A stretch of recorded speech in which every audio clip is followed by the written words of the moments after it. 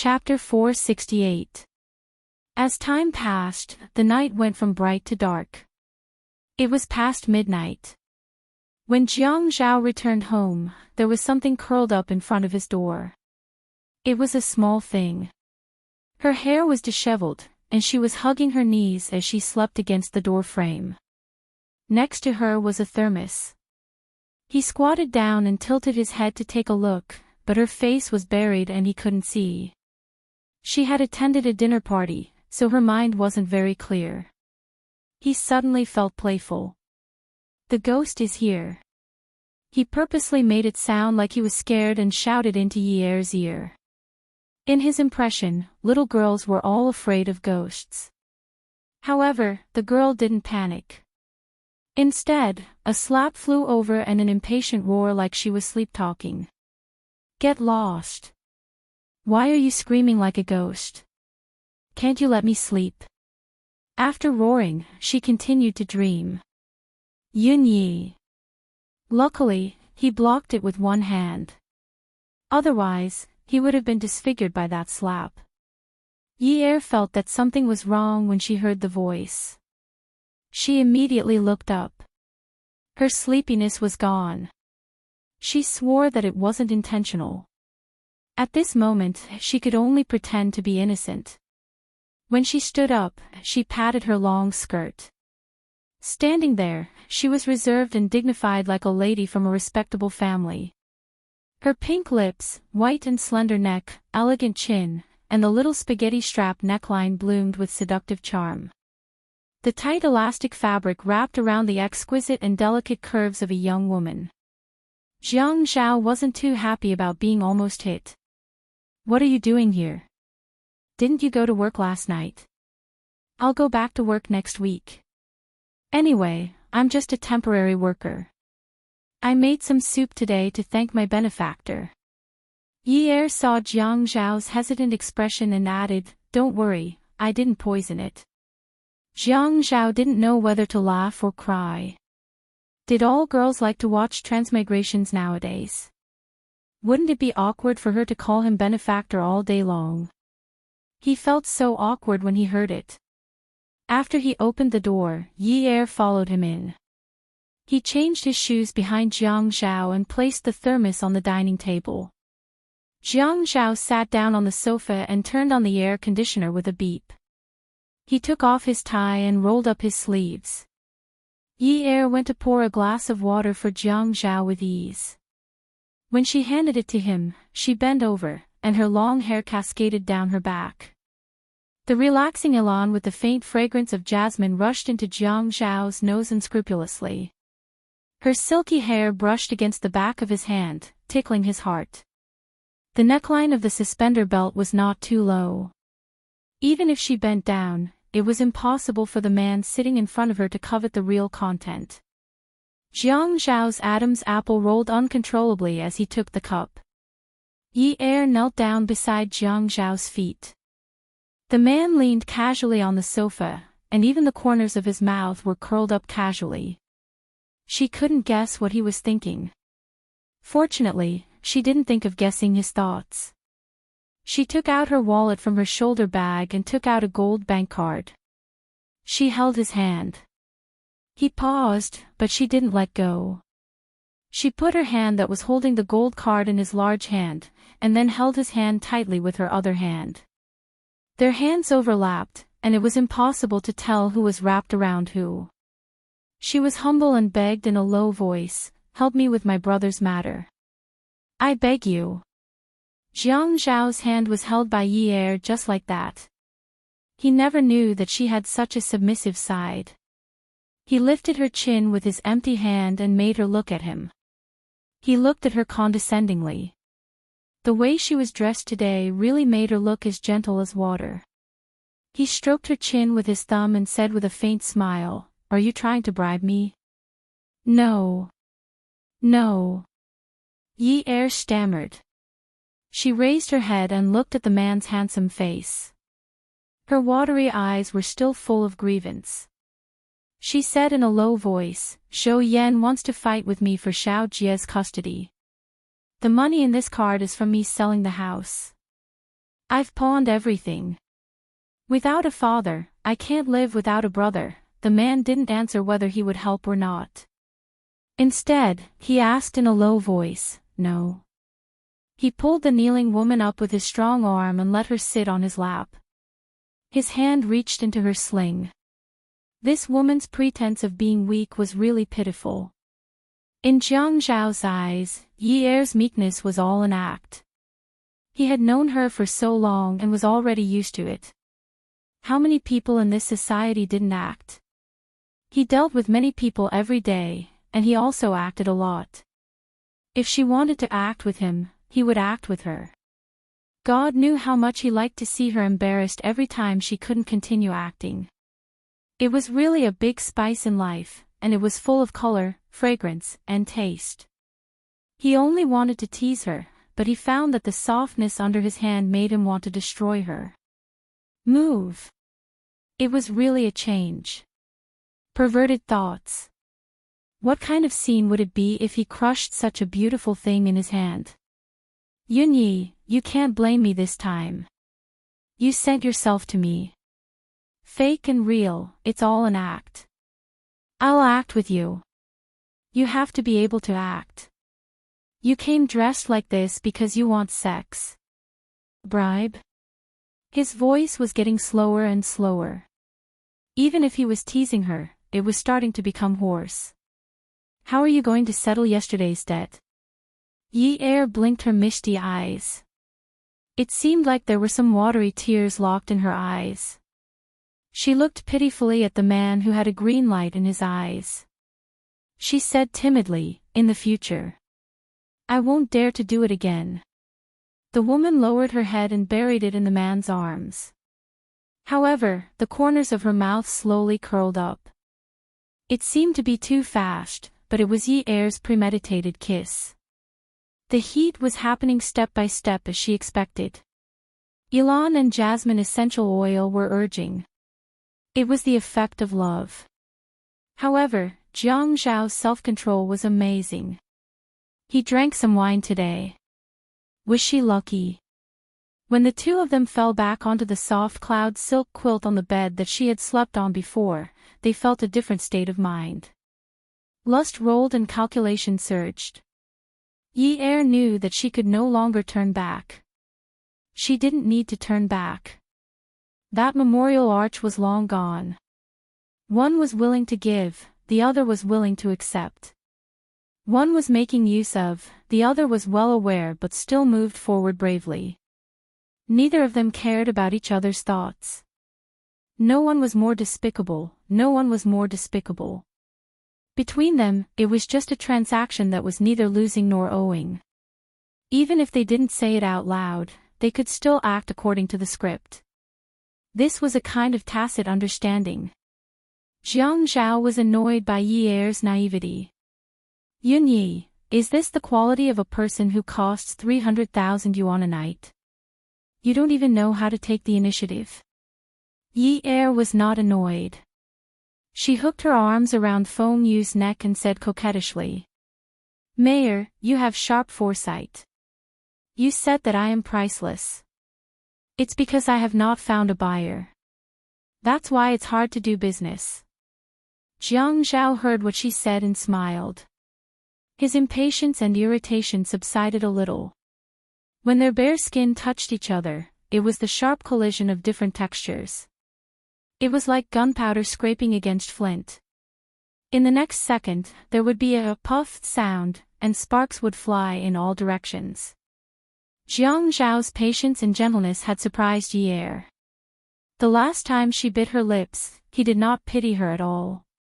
She could only feel his anger, cruelty, and ruthlessness. So, this time, his gentle kisses and caresses made her feel flattered. She never knew that this man could be so gentle and serious. Jiang Zhao woke up very early and did not open the curtains. Yi Er pulled the blanket over her chest and sat up. She looked at Jiang Zhao, who was wearing his tie in front of the mirror. She said softly, "Mayor Jiang, my brother's matter." At first, Jiang Zhao was still in a daze, but when he heard Yi Er's words, he glanced sideways at her and frowned slightly. He snorted unhappily and left without saying anything else. Yi pursed her lips. This man was really... He wasn't like this yesterday. What did she do to provoke him? He seemed to like her to be a little more humble. Since yesterday, she had always been meek and submissive. Which of her words wasn't gentle? Which gaze was not delicate? Who was the one who hugged her so hard last night and didn't know how to be satisfied? She still thought that he had a gentle side to him. So, he had thrown away his gentle side the moment he got out of bed. Stinky man. Why was he so arrogant? City government office building. Jiang Zhao returned to his office and took off his suit jacket. He passed it to his secretary, Lu Qing, and walked towards his desk. Although the color of the office was dark, the lines were clean and simple. It made the office look young and energetic. This was Jiang Zhao's style. As soon as he sat down, he looked at the pile of files in front of him without raising his head. He pulled open the drawer under his elbow and took out a black fountain pen. He removed the pen cap and held it in his hand, which made his fingers look even more slender and long. Help me make an appointment with Director Lin from the court tonight. Jiang Zhao said calmly. Lu Qing hung up Jiang Zhao's suit jacket and returned to his office. Okay. I will do it now. Lu Qing had just left Jiang Zhao's office when he bumped into the youngest daughter of the Provincial Party Committee Secretary, Tsing Tingting. Tsing Tingting had shoulder-length black hair. She had a graceful figure and a beautiful face. She was dressed in a purple dress. She looked beautiful and virtuous. Wherever she went, people would praise her. Secretary Tsing's youngest daughter was a real lady from a prestigious family. But every time Lu Qing saw her, he could not admire her. This woman was not easy to deal with. Boss did not want to offend people, but he had to serve them. Miss Tsing, you're here, Lu Qing greeted Tsing Tingting with the right amount of warmth. Tsing Tingting was calm. Hello, Secretary Lu. Where is your boss? There was an unspoken title for superiors in the government. If there was a bigger stage behind, then that stage would be the big boss. Boss is busy. Then please tell him that I want to ask him out for dinner tonight. Tsing Tingting did not know how many times she had been rejected by Jiang Zhao. She could not figure out his character, but she did not want to lose face. Lu Qing smiled. Miss Tsing, it's not like you don't know. When boss is busy, no one can disturb him. Miss Tseng, if you want me to lose my job, you have to find me a place to eat porridge first. Tsing Tingting laughed. Then you can be my father's secretary. Lu Qing helplessly said. Miss Tseng gave me a bowl of porridge. It's too hot. I can't eat it. If I force myself to drink it, I'm afraid my throat will rot. The office door opened. Jiang Zhao stood there. He was tall and slender. He chuckled. That's great. If Lu Qing can directly become the secretary of the Provincial Party Committee, it will be an honor for our municipal government. I have to call Secretary Tseng and ask him if he asked Miss Tsing to bring the letter. Tsing Tingting didn't mind that Jiang Zhao was deliberately keeping a distance from her. She gently combed her hair beside her ear with her fingers, walked to Jiang Zhao's side, and said in a flirtatious voice, You're so boring. It's just a meal with me. Are you afraid that I'll eat you? Awesome novel, Songshu 566. Chapter 469. Lu Qing felt that this woman was not as dignified as she looked. Look at what she said, how passionate. He wanted to leave tactfully, but his boss's gaze was clearly telling him that if he dared to take even half a step away, he would be killed. Jiang Zhao turned around and went into the office. Lu Qing followed Tsing Tingting in reluctantly but consciously. When Tsing Tingting's eyes flashed, Lu Qing blocked it with his lightning rod. Jiang Zhao walked in front and said to Tsing Tingting, I'm too old, it's hard to chew. Lu Cheng is tender, eat him. It's easy to chew, easy to swallow, and easy to digest. At the mention of this, Jiang Zhao suddenly remembered his conversation with Yi Er that night. It was roughly the same thing, and he couldn't help but smile. Lu Qing automatically went deaf and pretended to help Jiang Zhao look for files in the filing cabinet. Tsing Tingting poured herself a cup of tea. Seeing that Jiang Zhao was sitting on the sofa, she sat down opposite him. The smile on her face was still that of a typical young lady from a prestigious family, but when she started to speak, she softly said, "Jiang Zhao, don't act so high and mighty. It's not up to you to say no to our matters. As long as my father goes to Grandpa Jiang and talks to him, Grandpa Jiang will immediately agree." At this moment, Jiang Zhao laughed. It was a real laugh. He laughed because the women in this society were really interesting. All of them put on makeup like fairies, dressed like ladies, and sounded like little wives. But when they turned around, they were demons and ghosts. Actually, Tingting. When Tsing Tingting heard Jiang Zhao call her that, she was instantly elated. Just as she was about to speak, Jiang Zhao frowned, his eyes expressing his concern. "Tingting, I know you're anxious to get married. As your brother, I'm also very worried. There's a dating show on Jiangsu TV that's very popular now, but it's mainly men who choose women. What's similar on Hunan TV? It's women who choose men. How can our Tingting let others choose? You'll definitely be the one to choose."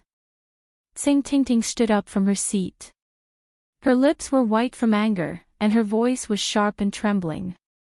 "Jiang Zhao." Anyway, it wasn't the first time that Tsing Tingting had been driven away by Jiang Zhao. Lu Qing didn't feel guilty at all. His mission was complete, and it was time for him to disappear. In the evening, in the private room of a famous chef in Jiangnan, President Lin of the court was pleasantly surprised when he saw Jiang Zhao. The deputy mayor had invited him. This was a big deal. Furthermore, this deputy mayor had a bright future ahead of him. How many families had such strong backing? He remembered that every year during Old Master Qin's birthday, as long as Old Master Jiang came over from Jiang District, the secretary of the provincial party committee would personally arrange for a car to pick him up, for fear that he would be neglected. As for Old Master Qin's strength, he was someone who could shock the entire Sea City with just a cough. Director Lin eagerly pulled out a chair for Jiang Zhao and flattered him for a while. Jiang Zhao's demeanor outside was well known. His superiors and subordinates all felt that he had the demeanor of a great master and did not put on airs. The two of them chatted as they ate. After chatting for nearly half an hour, Jiang Zhao took a sip of hard liquor and clicked his tongue before he slowly said, "I heard that Director Lin and Hu Jinchang's wife, Zhou Yan, were college classmates." Zhu Nemo raised his eyebrows slightly. His eyes turned, and they were sharp blades, but there was an unfathomable smile on his face. President Lin, who was chatting with Jiang Zhao, suddenly paused. He was trying to figure out what Jiang Zhao was trying to say. He shouldn't have asked this question for no reason. This should be the main purpose of today's dinner. As a government official, he liked to talk in a bureaucratic manner. Could it be that the first half hour was just to pave the way for this sentence? President Lin couldn't help but feel a chill in his heart. Director Lin looked at Jiang Zhao, who acted as if nothing had happened. He raised his chopsticks and picked up the vegetables. Everyone said that Jiang Zhao never put on airs and was close to the people and friends. However, the outside world had forgotten to analyze him. Did he, Jiang Zhao, still need to put on airs? Did he need to put on airs? No matter where he sat, his person, his identity, his methods, and the family behind him were all his airs. Who wouldn't be afraid of him? Some people were like this. You could see that he was amiable and approachable, but in fact, his cold eyebrows could chill your heart. President Lin answered tentatively, "Zhou Yan is indeed my classmate. She has also encountered some trouble recently. Jiang Zhao seemed to be surprised, but he also showed some interest. Oh. Then President Lin, you have to be careful. Although the court is a place of justice, she is still an old classmate. I can't let an old classmate be wronged. President Lin only felt that the weather in September was really hot. Although the air conditioner was turned on, he was sweating profusely. Jiangnan's famous chef. The outside world only treated it as a mid-range restaurant. But who in the government doesn't know about this? The waiter can always take out another menu and let you order more than 10,000 renminbi. Today, the dishes on this table were ordered by the upstart politician. At that time, President Lin must order some special dishes. How can he let the deputy mayor treat him to this meal? He also cannot lose face. But there were no outsiders around, and the deputy mayor waved his hand. We have 3 dishes and 1 soup. This is the standard for government officials. My grandfather always said that we should be thrifty and diligent.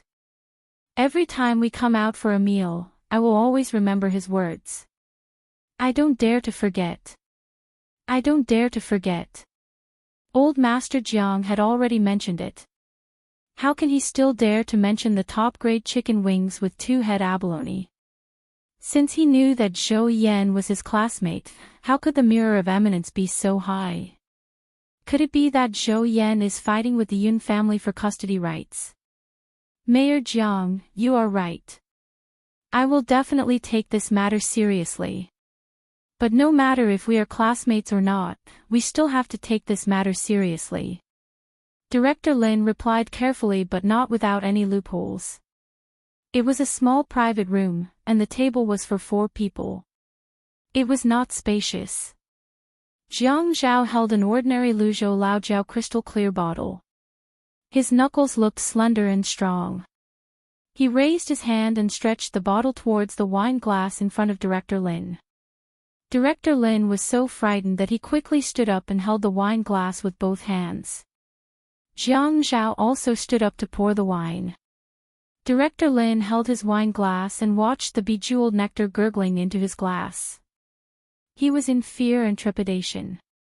He was someone who had experienced so many cases and had long been very experienced and ruthless. However, today made him unable to calm down. Jiang Zhao poured the wine and smiled. He gestured for President Lin to sit down. President Lin, don't be so polite. You are older than me, and you should pour me a glass of wine. But when you stand up, I don't know how to sit down. President Lin took a deep breath. He could feel that the person in front of him had a strong aura, but he could not feel any pressure from his face. Mayor Jiang, you are too polite. I dare not accept your offer to pour me a glass of wine. Jiang Zhao sat down and said casually, what's there to be proud of? We're just having a simple meal today. There's nothing serious to talk about. It's not like we're superior or subordinate. There's only the 2 of us here. Do you still have to show off your selflessness in court? How can President Lin stand Jiang Zhao's words? A deputy market manager acting like this in front of the president of the court. If it were anyone else, their heart would be beating fast. President Lin did not dare to show his panic. He sighed. Actually, sometimes, how can we not want to be biased? But the position is there, and we cannot be biased. It is natural to be impartial. Jiang Zhao held a small and exquisite glass cup. He raised it and clinked it with Director Lin's cup. He downed it in one gulp, looking very heroic. Director Lin hurriedly downed it in one gulp, not daring to fall behind. Jiang Zhao comforted him. Yes, I know. Your court also has its own difficulties. This work is also very tiring. Just like what you said at the beginning, everything should be judged reasonably. However, there are some things that are reasonable but not reasonable, and reasonable but not reasonable. How can everyone be satisfied with the result? That's why there is an out-of-court mediation. Who doesn't want to have a peaceful life, right? Jiang Zhao paused for a while and looked at President Lin. The court also does not want to deal with these family matters every day. After all, every family has their own difficulties. President Lin was suddenly enlightened. He finally understood. He was almost 40 years old in the bureaucracy. How could he be so ignorant? Today's meal was clearly a reminder from Jiang Zhao. He couldn't protect Zhou Yan. Not only couldn't he protect her, but he also had to side with the Yun family. So he agreed. Who said no? If the family can handle it, why should we take it to court? Jiang Zhao felt that it was about time. Everyone was smart. How to deal with this matter should be known by President Lin. He began to talk about the recent situation and did not mention anything about the court. Lu Qing drove Jiang Zhao back to the north of the city. It was still early. They did not eat for long. When they got home, he turned on the lights and changed his shoes. Standing at the door, he looked around. It was still so clean. He liked the house to be clean and tidy. He felt that he could lie down anywhere. Lying on the sofa, he closed his mouth and took a deep breath through his nose. His nostrils were empty. There was nothing but the smell of the house. He sat up in annoyance and rudely tore off his tie. He shouted, "Yun Yi! Get up and get me some water. Didn't the wretched girl say that she would not go to work until next week? She slept so early. She did not even get him a glass of water when he came back." Seeing that there was no sound in the house, he shook off the alcohol in his head, stood up, and walked to the master bedroom. He twisted the lock and pushed hard. The door bounced off the magnet on the wall with a dong sound. The bed was very clean. There was no trace of the wretched girl. He searched several rooms. Finally, he walked to the shoe cabinet and opened the cabinet door. He was sure that she was not there. Yi Er had just finished making her brother Si Jia's bed. Si Jia took a shower and rushed into Yi Er's room. He jumped onto the bed and pretended to be asleep. Yi Er heard the noise and ran over to pull Si Jia's blanket. "Get up. Go back to your room and sleep." "No. I want to sleep here. The bed here is comfortable.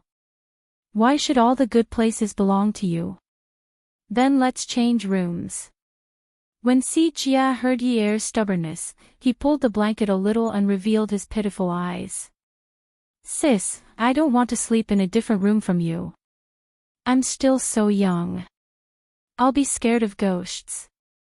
Yi Er mocked, "You'll be scared of ghosts. Even ghosts are scared of you." At this moment, the phone on the bedside table started to sing. Yi Er walked over and picked up the phone. There were 3 words on the screen: pervert. Add Songshu 566. Chapter 470. She took the phone and walked back to Si Jia's room. She closed the door and said, "Hello. Where did you go?" "I'm at home." The busy tone on the other end of the phone made Yi Er feel like she had met a lunatic. Yi Er returned to her room and looked at Si Jia, who was still lying on her bed and refusing to get up. Originally, Si Jia had his own room in the Yun family. However, after the Yun family incident, Si Jia always had dreams at night and would occasionally sob, even though he looked like a strong adult. Yi Er was afraid that something would happen to her brother, so she always brought him to sleep with her. When she rented an apartment in this old neighborhood, the rent was cheaper than a bachelor's apartment, so she rented this one. Her brother slept with her, and the other room was basically used to store miscellaneous items. A few days ago, she accidentally saw an article on the internet about the problem of children sleeping independently. The more she read, the more she felt that there was a problem with her taking care of her brother like this. Si Jia was almost 10 years old, and he couldn't go on like this. After all, she still wanted boys to be more masculine and not stick to women all the time. Yun Si Jia. Get the hell up. I can't roll up. I can only roll from the left to the right. Si Jie's beautiful little face was exposed outside the blanket. He refused to let go of the blanket and rolled left and right according to her instructions. Yi Er's nostrils were fuming. You want to talk nonsense with me? Si Jie snorted. Talking nonsense with you will lower my class. Okay, I'll let you sleep on this bed. I'll sleep in that room from now on. Yi Er had no choice but to take out some clothes from the wardrobe and prepare to take them to the other room. No. Si Jia immediately kicked the blanket away and jumped up from the bed. He ran to the head of the bed and jumped up. He hung on to Yi Er like a monkey and refused to get down. His bright black eyes stared straight at Yi Er as he shouted, Yun Yi. You dare to abandon me? I won't let you off. Yi Er felt that she was the parent. How could she let this little thing shout at her? She couldn't help but raise her voice. You have to learn to be independent. Si Jia was indignant. I'll shower myself and do my own homework. From next week onwards, I don't want you to send me to school, and I don't want you to pick me up from school. I'm very independent. Yi Er took out the information he had found and said, you have to be mentally independent. If you do that, you won't be manly in the future. How am I not manly? Half a year ago, Zhou Yan held a banquet at Hongmen. You were so angry that you foolishly paid for the meal. If it weren't for my quick wits, you would have fed Zhou Yan that pile of money. The last time Zhou Yan came over, didn't I hit them with a stool? I'm such an outstanding man, how can I not have a manly spirit? Yi Er felt that she was really unlucky in this life. Other than her bad temper, her grades were not good, and her mouth was not very good. Hey, Yun Sijia, if I get married in the future, will you still sleep with me? Sijia was still clinging on to Yi Er's body. He hugged her neck and rolled his eyes at her. Can you get married? You're as stupid as a pig. You're stupid and have a bad temper.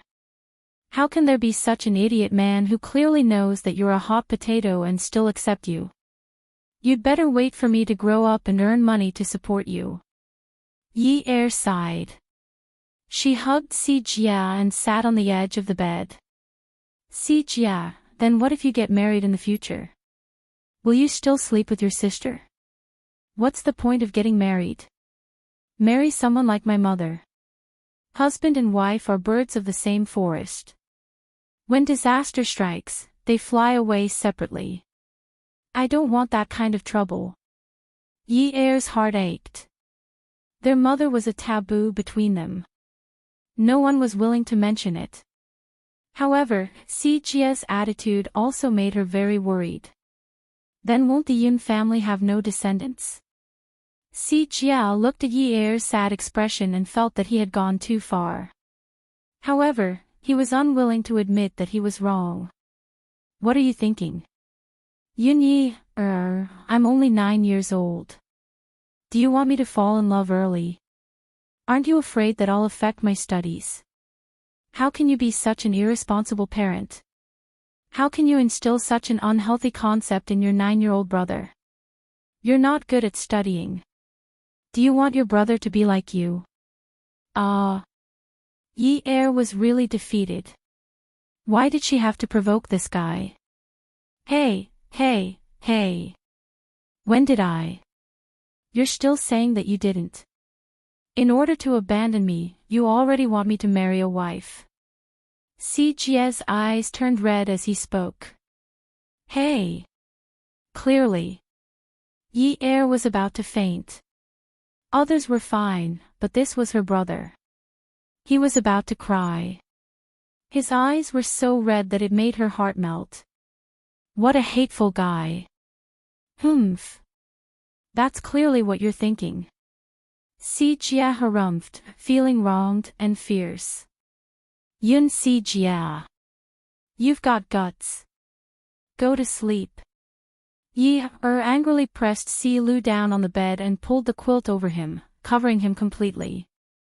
If she could use violence against him, she would definitely give him a good beating. She was his guardian, but this guy was violating her right to be his guardian. She still needs to compensate him. Jie's mobile phone rang again, and Ye slapped the blanket covering Jie's butt. Behave yourself. Jie huffed and puffed as he turned around, revealing a triumphant smile. Ye saw it was a call from Jiang Zhao. She could only go to Jie's room to answer the call. Hello, Mayor Jiang. Jiang Zhao paused for a while. What are you doing? He had hung up on her, and she did not even call him to ask what was going on. Was this the attitude of someone who was asking for help? Could it be that she knew he had helped her settle this matter and was fearless? Oh, it's time to sleep. Mayor Jiang, you should rest early too. Ye felt she must be respectful to this man. She could not afford to offend him. Her brother's matter was not settled yet. Jiang Zhao was furious when he heard Ye's tone. You messed up my house, and I can't even find my things. Ye felt she was wronged. What things? I didn't touch them. That's right. I had asked you not to touch my things. But my things are in a mess now.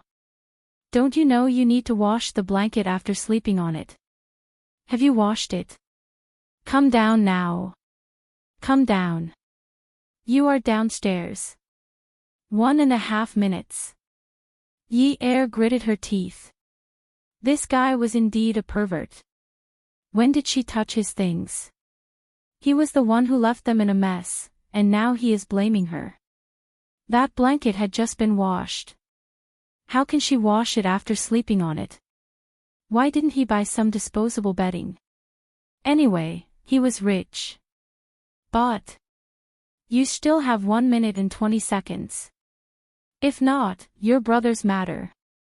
Ye scolded in her heart. Damn Jiang Zhao, you bastard. But she still called out softly. Sir, please wait for a while. I will come down now. Ye did not even change out of her pajamas and slippers. She told Jie that she was going to buy a bag of chips and rushed downstairs. Jiang Zhao's private car was parked in an old building, and it did not match the place. This neighborhood was 80 years old, and most of the residents were retired.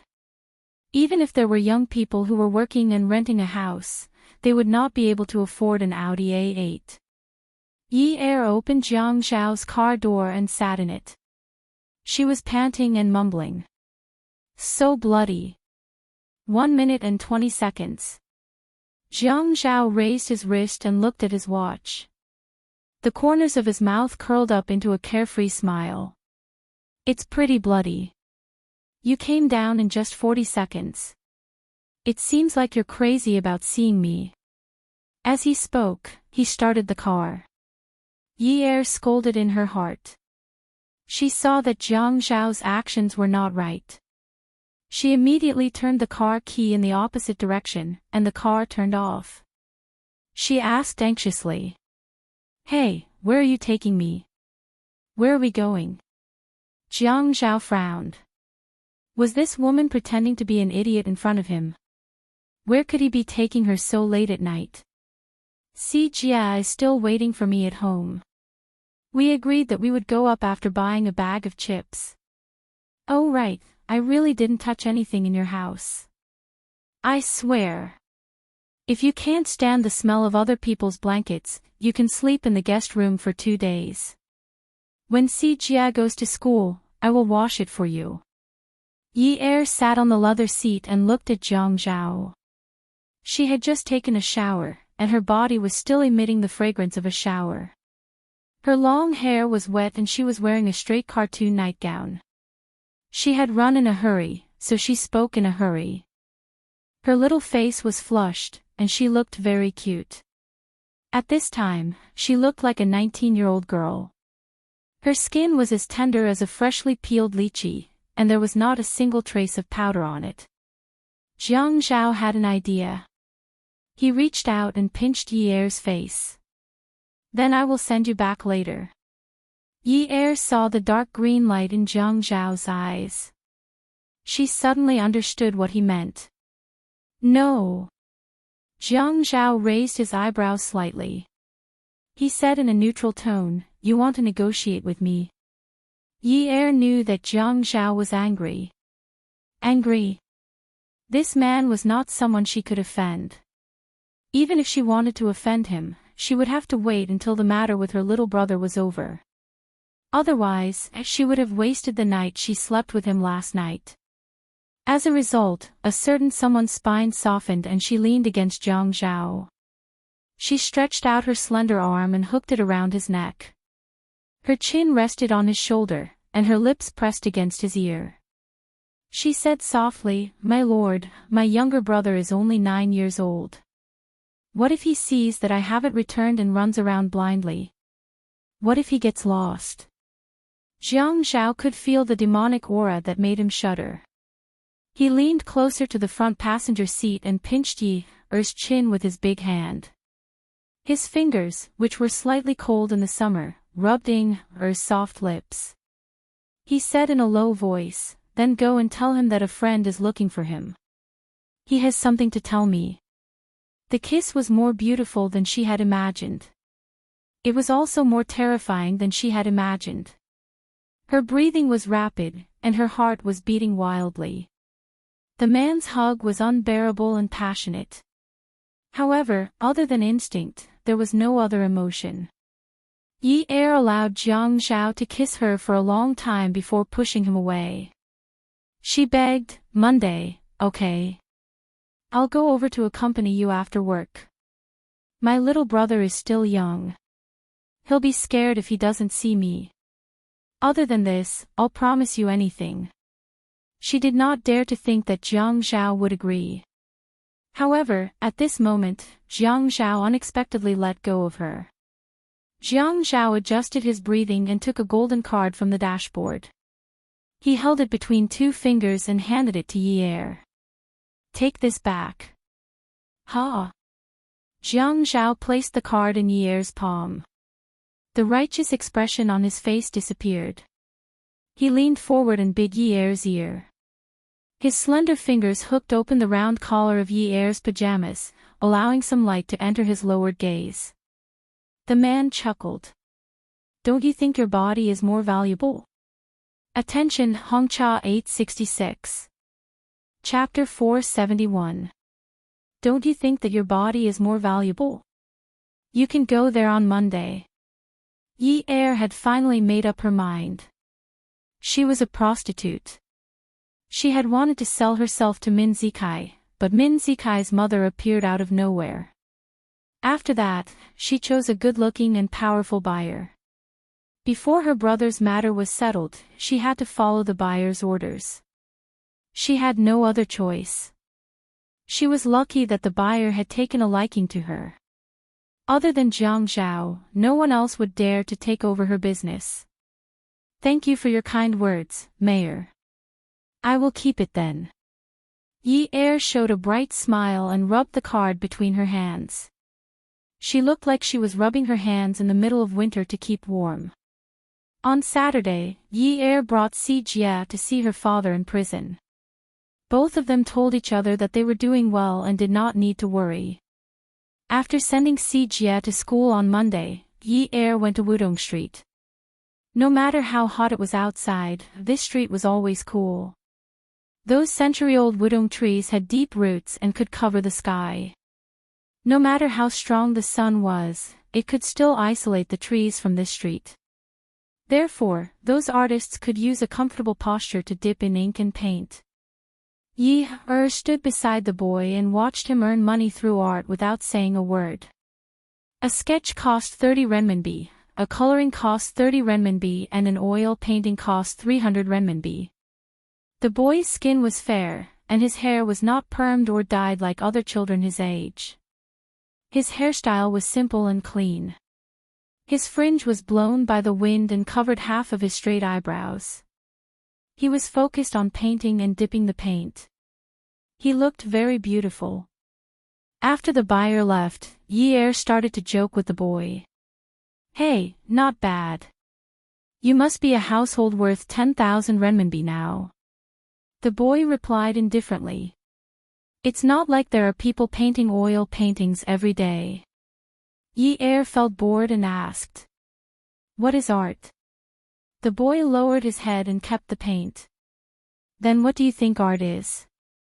Yi Er looked at the glaring sunlight outside the tree. I think beautiful things are art. The boy casually asked. Like you? Yi Er tilted his head and looked at the boy. Am I beautiful? The boy put down the paint in his hands and looked at Yi Er with a smile. That smile was as clean as the spring breeze that blew through the peach blossoms and white apricots, making one's heart flutter. Not beautiful. Yi Er couldn't help but feel disappointed. Yeah, I also feel that. I'm not beautiful. She didn't deserve to be associated with the word beautiful. Only those with pure hearts had the right to be beautiful. For example, this boy would never say anything that went against his heart. If he felt bad, he would say no. If he felt good, he would say yes. He was beautiful and clean. He didn't need to look at anyone's face to live his life. He didn't need to rely on anyone. He was unrestrained. If nothing had happened to the Yun family, she would have been like this as well. Doing what she liked to do and learning what she was interested in, she suddenly felt that she was thinking too much. Shaking her head, she reached out and patted the boy's shoulder. Hey, do you know anyone on this street who is good at drawing human figures?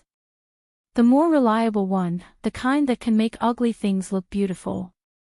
The smile on the boy's face suddenly disappeared. He looked at Yi Er with a startled expression and a hint of panic. Ah! Yi Er retreated to the foot of the wall by the street. The boy's bicycle was there. She lifted her butt and sat on the back seat. Swinging her legs, she looked into the boy's eyes and puffed up her cheeks. I'm almost 19 years old. I want to draw a more artistic human figure as a memento. It would be best if you could draw me prettier. The boy only felt that he was a little silly. He was scared silly by this girl in front of him. What did she say she wanted to do? Draw a human figure. Let someone draw a human figure for her. Doesn't your school often hire human figures? Isn't it art? The boy's head felt as if it had been hit by something. He could no longer distinguish what he was hearing. You want to be a human figure. Why are you so loud? Yi Er raised her hand to her lips and made a shushing motion. Be quiet. Otherwise, people will look over. The boy snorted and turned his head away from Yi Er. You actually want to be a human figure?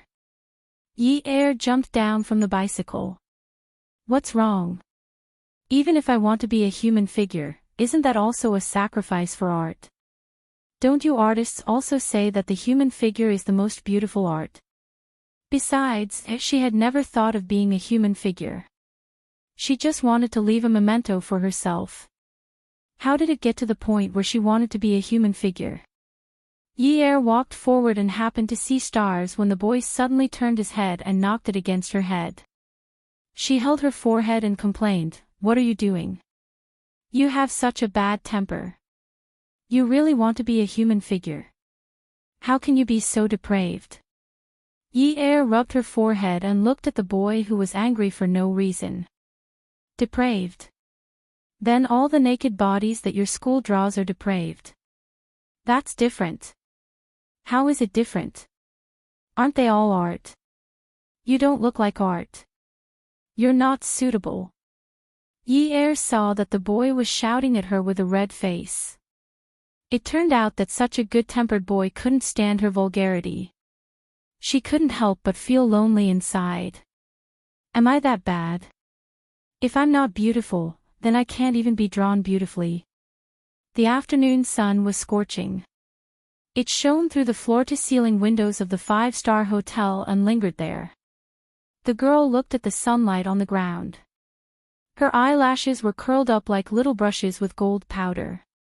Her long yellow hair was brushed to the left, revealing the perfect side of her face. Her arms were bent and propped up on the European-style sofa. Her fair and tender arms were in front of her chest, but they revealed a little of her alluring bosom. Her smooth back and waist were curved upwards. The curve was very seductive. Her perky buttocks were covered with a thin veil that made one's heart clench and want to tear it off. The room was so quiet that one could almost hear the sound of an hourglass. The boy stood 2 meters away from the sofa. In front of him was a drawing board. From time to time, he would look up at the model on the sofa. Then, he would start drawing. His movements were smooth, focused, and elegant. The girl on the paper not only had a beautiful face and a seductive figure, but her pair of feet that were kicking backward made her look playful and cute. Yi didn't feel the slightest pressure because her artist's eyes were too clean. You couldn't see anything other than paint in his eyes. She didn't expect that the boy would help her draw because she always felt that they weren't from the same world. She was dirty and filthy, but he was pure and flawless. If she let him draw her, she was afraid that he would be dirty. But she was afraid that she would become dirtier and dirtier in the future. Before she was completely dirty, she wanted to leave something for herself to remember. Who wouldn't want to keep something that was still considered beautiful? Time didn't stop ticking, but what was done would come to an end. Yi put on her clothes and looked at the drawing that was still clipped to the drawing board. She reached out to touch it. The boy grabbed her hand and flung it away. You haven't done anything yet. What are you touching? Ah. Then what should I do? How can I take it away? The boy didn't look at the drawing or Yi. He put away the paintbrush and paint and put them into a tool bag. Take it away. You can take it when it's dry and I'll frame it. Okay then. I'll go to Wudong Street to look for you in a few days. The boy kept his head down and busied himself with his work. Okay. You can go first. I'll wait for this drawing to dry before I leave. Otherwise, it'll be a waste of time. Then I'll have to trouble you. Yi felt a little guilty. She felt that she had taken advantage of the boy because she had known him for a long time. When I get the drawing, I'll return the hard-earned money for the hotel room. No need. I'll put it in the drawing. Why aren't you leaving? Okay. When the boy heard the door close, he raised his head and looked at the tightly shut door. Suddenly, he slumped to the ground and laid down on the thick and soft carpet. His dark eyelashes drooped over his eyes, blocking all the emotions in his eyes as he breathed heavily. He covered his chest with his hand and frowned. His heart was thumping non-stop. The frantic rhythm of his heart was unfamiliar to him. It was as if the sound in his ears was coming from someone else's chest. City Government Office Building. In the Deputy Mayor's office, Secretary Lu Qing was reviewing Jiang Zhao's schedule. When he heard someone knocking on the door, he wanted to go and take a look. But this person seemed to be very influential. He directly locked the door and entered the office. When he saw Qin Fian, Lu Qing smiled helplessly. Nice to meet you, Chairman Qin. Qin Fian and Lu Qing were quite close. How many times have I told you? Don't call me Chairman Qin. Call me Fian, Young Master Yen, Chairman Qin, or even Boss Qin. Don't call me Chairman Qin. Lu Qing shrugged his shoulders. It's all the same. After that, he went to pour a cup of tea for Qin Fian and left the office. Qin Fian took off his suit and turned to hang it on the coat rack. He had an innocent smile on his face. Brother, look at what Lu Qing said. How can it be the same? I'm so single-minded. I'm not a romantic. Ha! Jiang Zhao couldn't help but stop writing. He looked at Qin Fian and placed his elbows on the desk. Fian, when are you going to bring your lover to me? Qin Fian walked to Jiang Zhao's desk and sat down. After all, my sacred love is still not mainstream. For the sake of my future, I think it's better to have an underground relationship. Jiang Zhao stood up, bent over and slapped Qin Fian's butt. I think it's better to put my butt on the chair in front of you. Qin Fian stood up, turned around and sat on the chair. He sighed. You only know how to bully the good people. Really, Jiang Zhao couldn't be bothered with him. He continued to flip through the files seriously. What are you doing here? Brother, what are you arguing about with Yichen? It's nothing. Qin Fian was a sly fox. When he heard Zhuang Yichen nodding but didn't hear the end of it, he felt uncomfortable. Hence, he started to talk nonsense. Is it necessary to do this for a woman? Jiang Zhao raised his head and looked into Qin Fian's eyes. He lowered his head again. What nonsense are you talking about? Qin Fian's intuition told him that there was something going on. He acted as if he was trying to mediate the fight. Actually, it's not necessary. It's just a woman. Brother, we're brothers. You're hurting our friendship over a woman. Attention Hongcha 866. Chapter 472. Jiang Zhao said, it's not about the woman. Qin Fian was at his wit's end. Was it that difficult to get information out of him? Brother, you're older than Yichen. Why don't you just let him have his way? Jiang Zhao licked his lips. It's not about the woman. It's about who is in charge. Qin Fian dared to conclude that it was for a woman, but he didn't know why. He was so anxious that his heart was scratching like a cat, but he didn't dare to speak too confidently, for fear that he would miss out on a word or two. Jiang Zhao didn't know what Qin Fian was thinking. He asked, are you very free? I miss you, Qin Fian said casually. Jiang Zhao put the signed documents in front of him into a craft paper folder. He wrapped the folder with a white cotton thread and put it on his left hand. Oh, you know that I like women. Qin Fian pursed his lips. Even if you like men, I don't want to be incestuous. My taste isn't that heavy.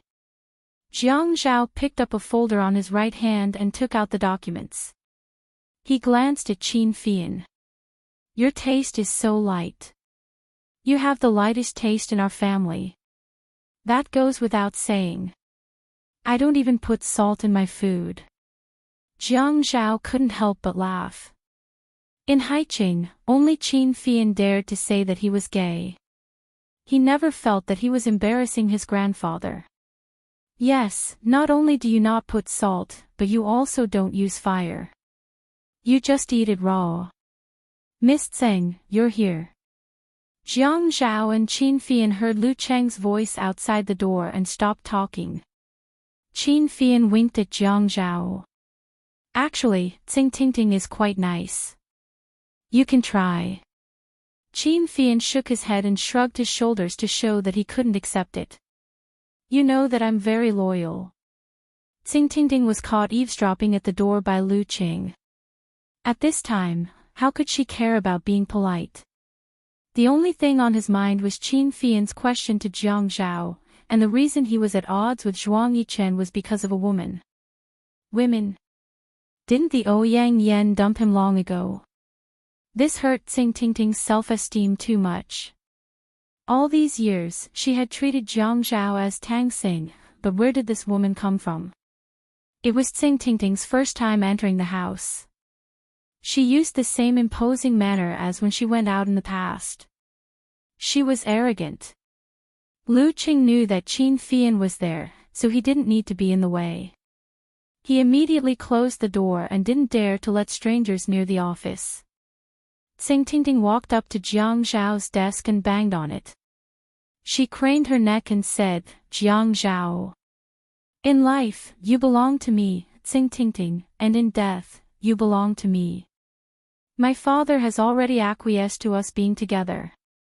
If you dare to fool around outside, I'll turn you into a eunuch.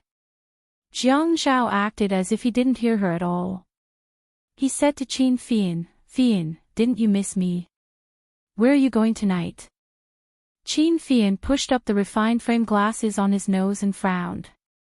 His devilish face looked miserable as he said, "Bro, you've broken my moral integrity to the point where I can't even pick it up. I still need a good reputation. Actually, I've never had any thoughts of incest." Ting was about to go crazy from being ignored.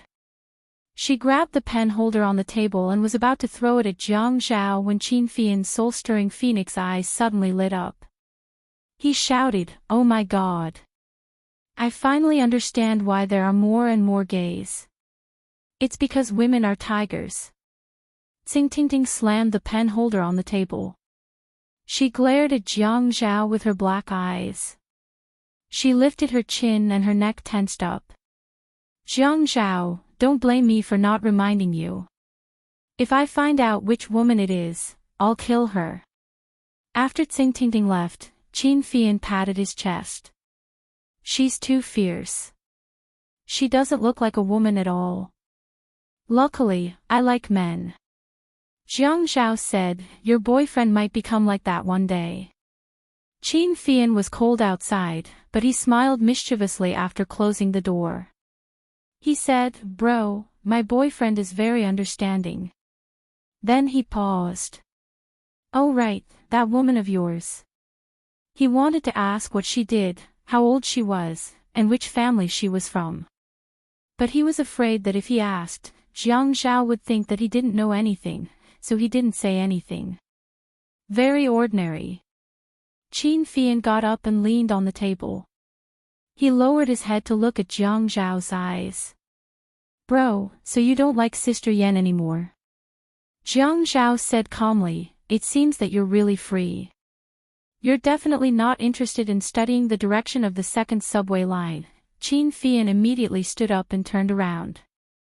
He went to the coat rack to take his suit. "I'll go first." "Bro, you're my brother." Jiang Zhao shook his head and chuckled. At night, Yi Er went to work at Peerless Beauty. She returned to her previous state of keeping a low profile. But she was mentally ill. She was afraid of delivering wine to Zhao Jun and didn't dare to step in. But her mother, Manager Wang, who was covered in knives, insisted that she go. She wore a waiter's uniform. According to the rules, she delivered the wine to the door and rang the bell to ask the princess to come out and get the wine. But the princess wanted her to deliver it personally. The reason was that someone was looking for her. "Who?" The princess looked around and whispered, "Second young Master Zhuang." Yi Er only felt that 2 of her 3 souls and 7 spirits were missing. She was not far from death. Well, our workroom is very busy right now. My dear princess, please help to deliver the wine." Of course, the result didn't change because of the pleading. Yi Er handed the wine to the princess in fear and entered the private room. Zhuang Yichen sat there calmly. His imposing manner made Yi Er panic. He raised his hand and waved at Yi Er. Yi Er was so scared that her legs trembled. Yi Er prepared for the worst.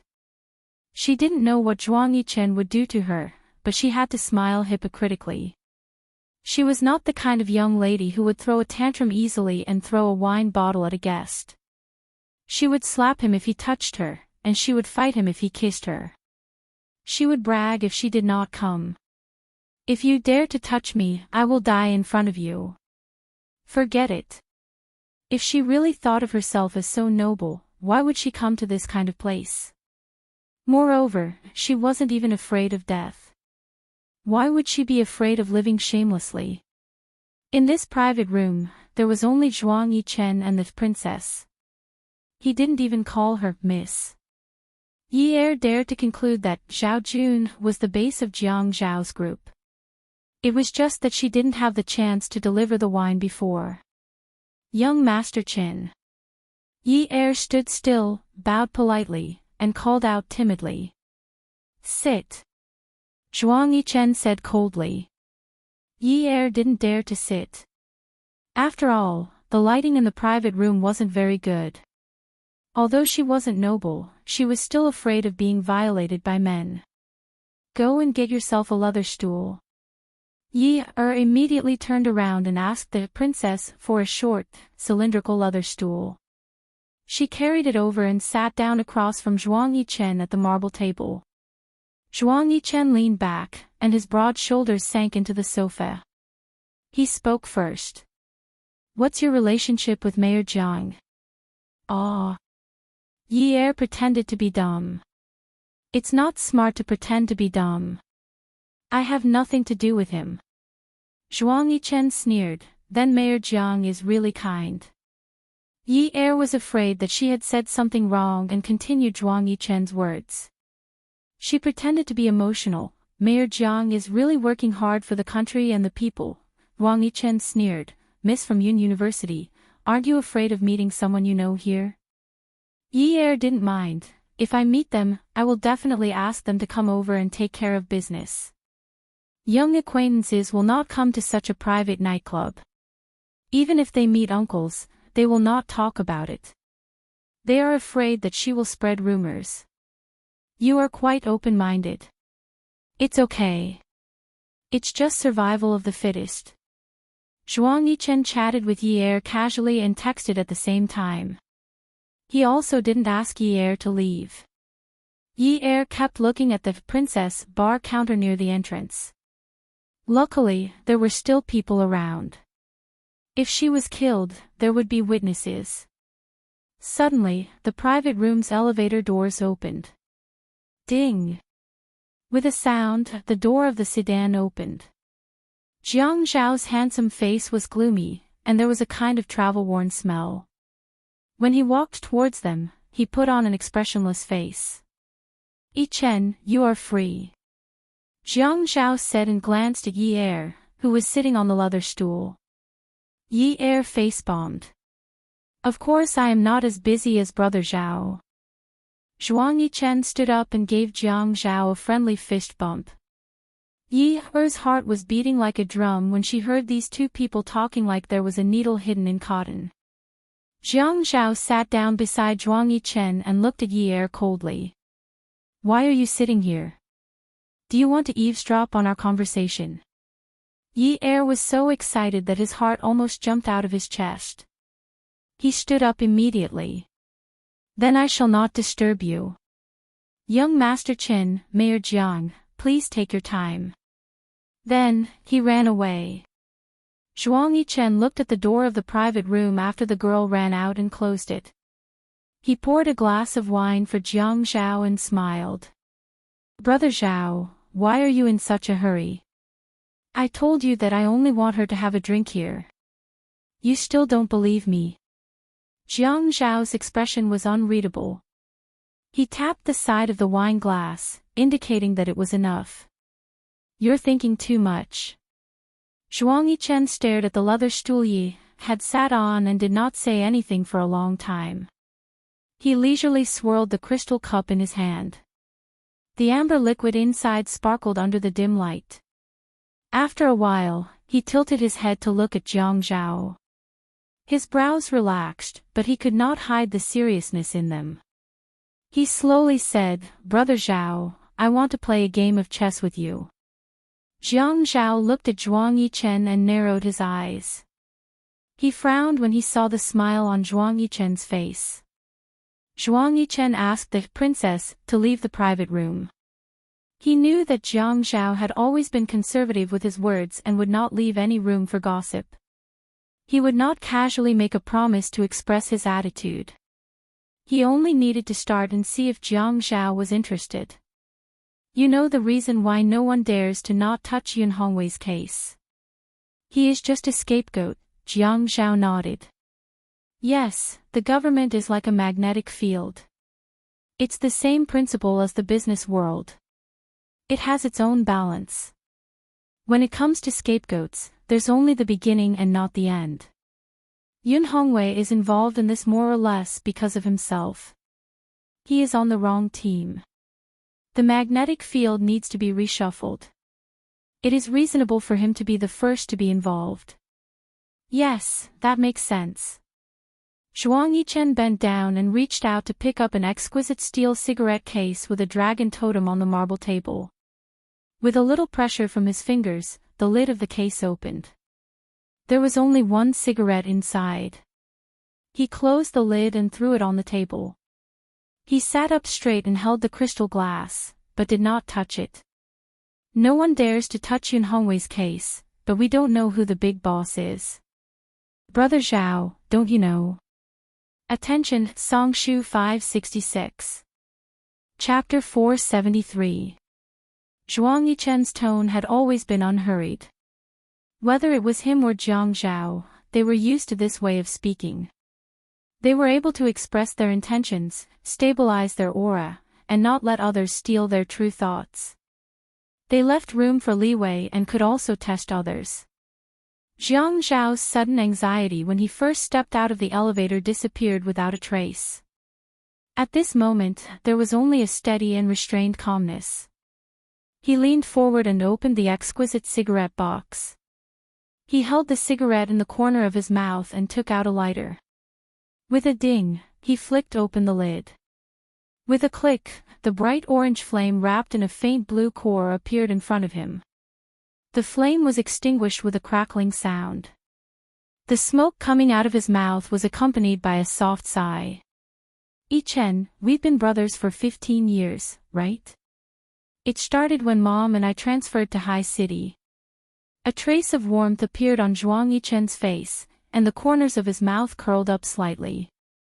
There are some things that you should let go of. Eager for quick success and instant benefits can sometimes lead to a complete loss. The gains don't make up for the losses. Brother Zhao, do you really know the big boss behind the scenes? Is it someone from the provincial party committee? What if I'm talking about a boss even higher up? Zhuang Yichen shook his head and gritted his teeth. Impossible. Zhuang Jingren can't have such great power. Jiang Zhao took another puff of his cigarette. The light from the cigarette but looked brighter than the lights in the room. He frowned and pressed the cigarette into the heavy crystal ashtray. No matter what, Zhuang Jingren is still your father. You're now ranked at the top of the invisible rich list. They don't know your true strength at all. Isn't that enough? It'll never be enough until I see the entire Zhuang family die, Zhuang Yichen said lightly, as if he was talking about something unrelated. Yichen, your surname is also Zhuang. My surname is Zhuang after my mother's. The conversation reached a bottleneck that they always encountered. Zhuang Yichen raised his head and drank the wine in his hand, leaving not a drop behind. He casually threw the glass away, and it landed steadily on the table. It only shook a few times before falling flat. Zhuang Yichen casually but heavily leaned on the sofa. His voice lowered as he said slowly, "If I say that I want to intervene in Yun Hongwei's case, what do you think, Brother Zhao? Have you heard of something recently?" Jiang Zhao did not answer Zhuang Yichen directly. He did not want to continue this topic. The tacit understanding between Jiang Zhao and Zhuang Yichen was based on their 15 years of friendship. They made use of each other, but they also treated each other with sincerity. It sounded paradoxical, but there was nothing wrong. What's? There's no way you don't know about the rise of a new family in Sea City. Zhuang Yichen's interest was suddenly piqued. You mean the Shi family in the south? Yes, Haiqing started out 2 years ago. At first, they did import and export business, then they moved into hotels and real estate. This year, they acquired a game software company with potential. They're developing at an astonishing speed. Zhuang Yichen wasn't surprised. He already knew.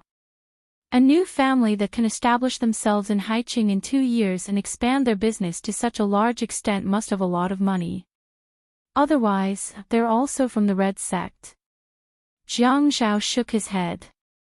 Not too much. But I can't find any information about them. You want me to help you investigate? Jiang Zhao said, I want to know the background of these powerful families. It's not convenient for my dad to use the military's resources to investigate some things. You've always known the bottom line. Haiqing needs to be a big cake for my political achievements to come out quickly. Zhuang Yichen laughed out loud. You still have the nerve to say that I'm eager for quick success. We're just the same. Besides, you're trying to pull people in to steal the cake from me. Why should I help you investigate? Jiang Zhao smiled faintly. There's no such thing as an eternal enemy. Enemies can work together. Plus, from what I see, you might end up eating them. You've always had the ability to do that. Zhuang Yichen raised his eyebrows. You sound so confident. Aren't you afraid that I'll eat you one day? Jiang Zhao didn't seem to care, but his tone was confident. You'll never eat your own food and let it rot. Zhuang Yichen laughed out loud again. When Yi Er was about to get off work, she received a message from Jiang Zhao telling her not to see him for the time being. Yi Er couldn't wait to see him. Whenever she saw that crazy iron plate, she had to pretend to be a grandson, a demure lady, and a pitiful one. She didn't even get nominated for an Oscar, Golden Horse, Golden Rooster, or Golden Eagle awards. She still had to work hard to act. The next time she participated in China's Best Acting, I'm an Actress, she would definitely become famous. Yi Er returned home. Early the next morning, Zhou Yan came looking for her and had a big fight. Not only did this ruckus not affect Yi Er's mood, but it also gave her an indescribable sense of joy. She finally understood the beauty of power. Previously, she only felt the darkness and filth of power. Power made her run into a wall everywhere. She had to beg for help, learn to live by people's expressions, and be cautious. In the past year, she only felt that power was like a demon's hand, choking her neck. She didn't die, but she couldn't breathe properly. In the face of power, she knew that there were things in this world that were more unfair and filthy than money.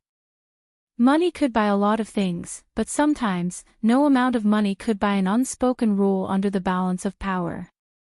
For example, her father. The more Zhou Yan's face was red, the more she felt that the sky was blue. Zhou Yan's face was full of disdain. Yunyi, whose bed did you climb into this time? Yi Er wasn't stupid enough to mention Jiang Zhao. Do you think everyone is like you? Climbing into the driver's bed. Don't blame me for not reminding you. The next time you come here to cause trouble, my mouth won't be shut because of our blood relationship. Shao Jia belongs to me. That's justice. Zhou Yan felt guilty, but she didn't want to be at a disadvantage. Nonsense. The president of the court is my university classmate. He changed his mind at the last minute. Yunyi, I didn't expect you to be so cheap now. She knew that this matter wasn't so simple. Not only was Director Lin her classmate, but the Yuan family had also given her a lot of benefits. Now, all the money had been refunded. If Yunyi didn't have someone above her, how could such a big change have happened? Yi Er smiled sourly. Oh, Mrs. Yuan, you're the wife of a wealthy family after all. You should pay attention to your manners when you speak. It's okay for me to swear a little, but for someone of your status, the stock price of the Yuan Corporation will fall if you say it out loud. After Yi Er finished speaking, he threw Zhou Yan away rudely. She almost fell flat on her face. With a bang, the door slammed shut. Zhou Yan was locked outside. No matter how much she slammed the door and cursed, Yi Er ignored her. Ever since Yi Er found out that her brother's matter had been resolved, she was relieved. She knew that she couldn't mention her father in front of Jiang Zhao. Since her brother's matter had been resolved, she didn't need to care about him anymore. Therefore, Yi Er, who was still sleeping in on Wednesday, immediately hung up after receiving Jiang Zhao's call. At night, when she went to work, she received a text message from Jiang Zhao. The content was for her to go to the apartment in the north of the city after work. She deleted it immediately. Bah! Despicable. She had nothing to ask of him now. She could totally turn her back on him. After work, she went home at 2:30 a.m. and took a shower. Jiang Zhao's life had been smooth sailing. Even if someone wanted to fight with him, they didn't dare to do it openly. It had always been others who tried to curry favor with him. Because of his family background and his political achievements, the government naturally flourished. With such a smooth life, how could he tolerate Yi Er's malicious neglect? Therefore, when Yi Er came out of the shower and picked up an unfamiliar call, she only heard the man's cold voice. "Get down here immediately. 40 seconds. Otherwise, within 2 days, Yun Sijie will change his surname to Yuan." Yi Er felt cold from head to toe. How could she be so stupid? This matter was orchestrated by Jiang Zhao. It was easy for him to change his mind. How did she get carried away by joy at that time? This time, Yi Er was wrapped in a bath towel. She pulled open Jiang Zhao's car door and got in. Jiang Zhao raised his wrist to look at his watch. The lines on his handsome face seemed particularly stiff under the restless anger.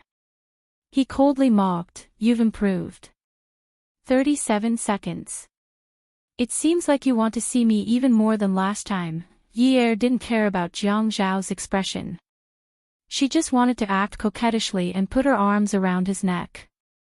"Lord, of course I want to see you.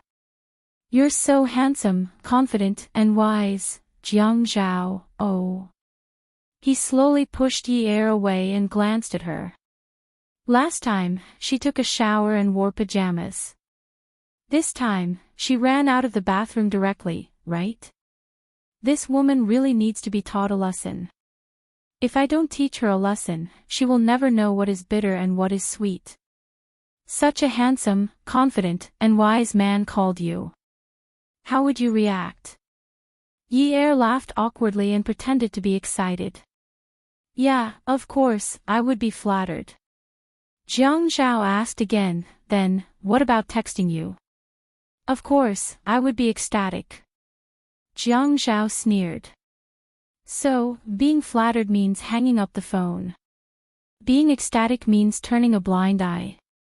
Yi Er felt that she was not far from death. She immediately denied it. How could it be? Jiang Zhao didn't say anything and started the car. Yi Er then realized that she was only wrapped in a bath towel. She quickly pulled his sleeve and shook it. "Mayor, can you let me go home and get some clothes?" Jiang Zhao snorted and smiled. "It's very late. Time is money.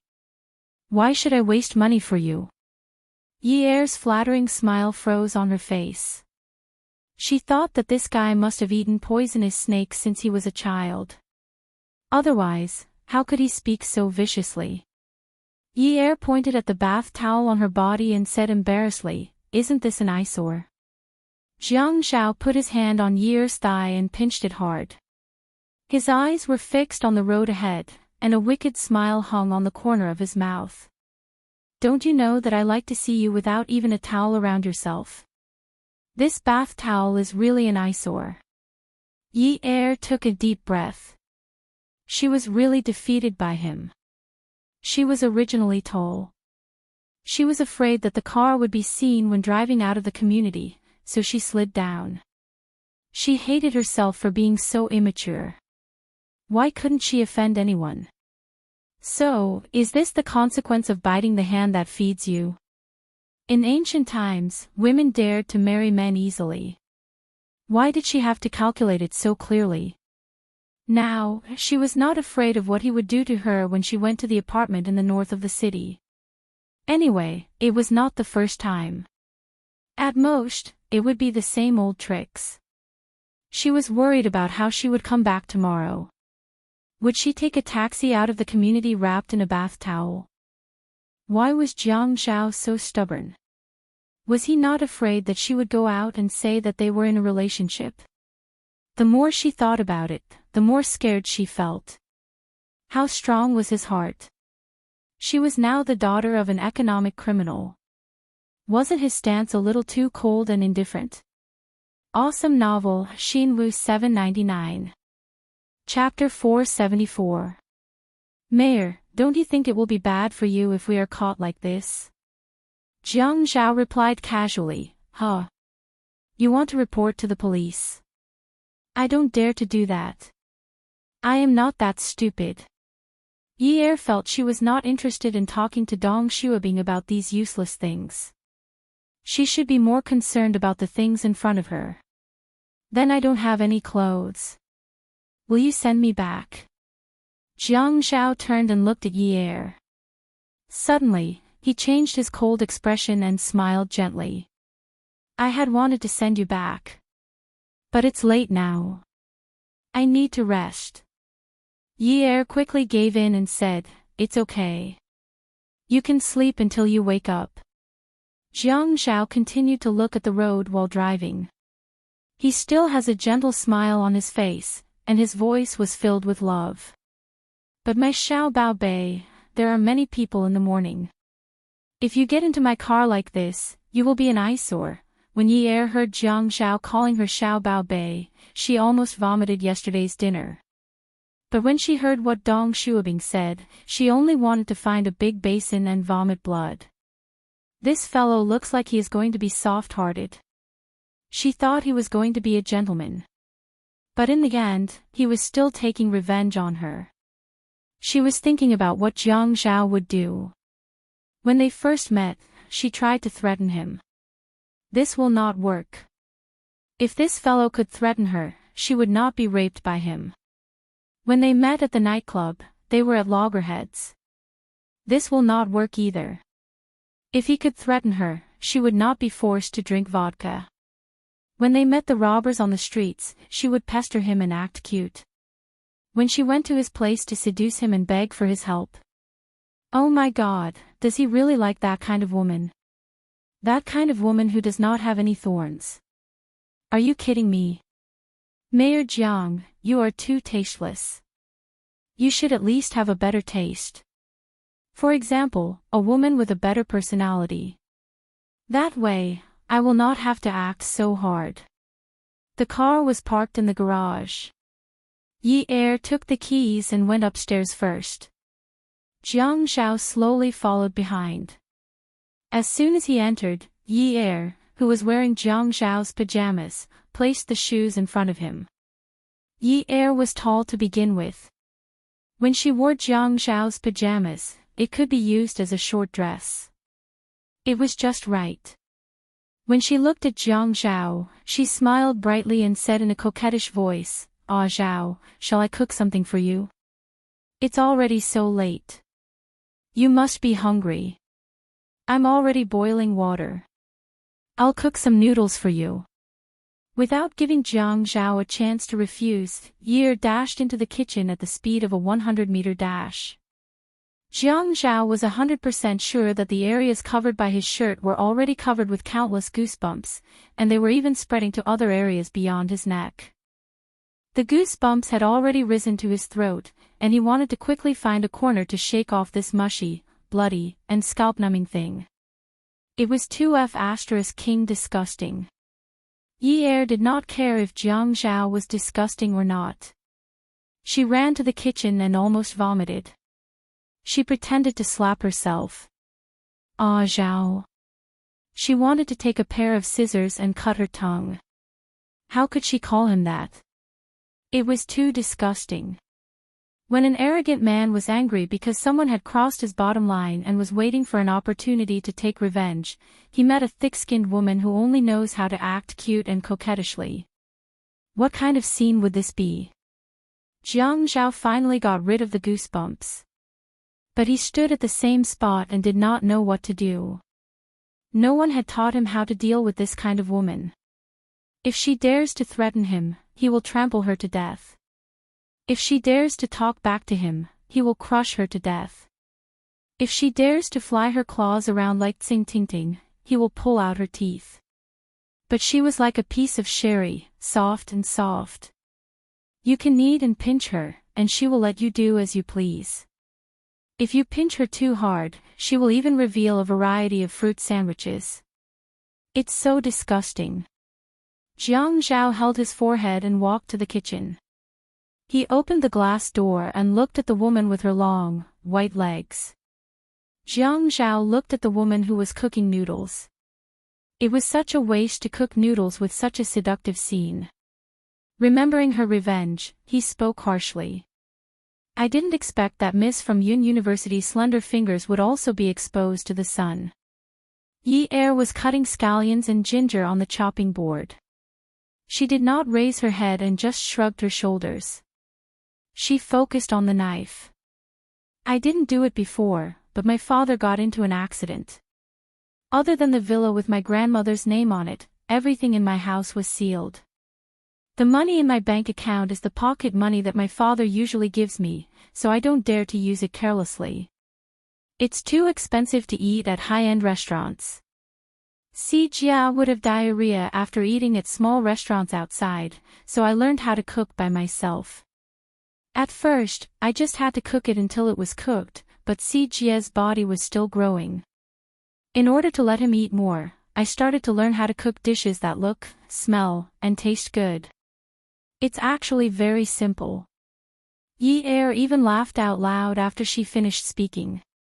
At this moment, Jiang Zhao had already turned around and left. When Yi Er heard the glass door close, she tightened her grip on the knife's handle. She looked at the green and white scallions with sparkling and translucent water droplets dripping onto them. She stroked her face with her index finger and then put it into her mouth. Ah, so it was this bitter.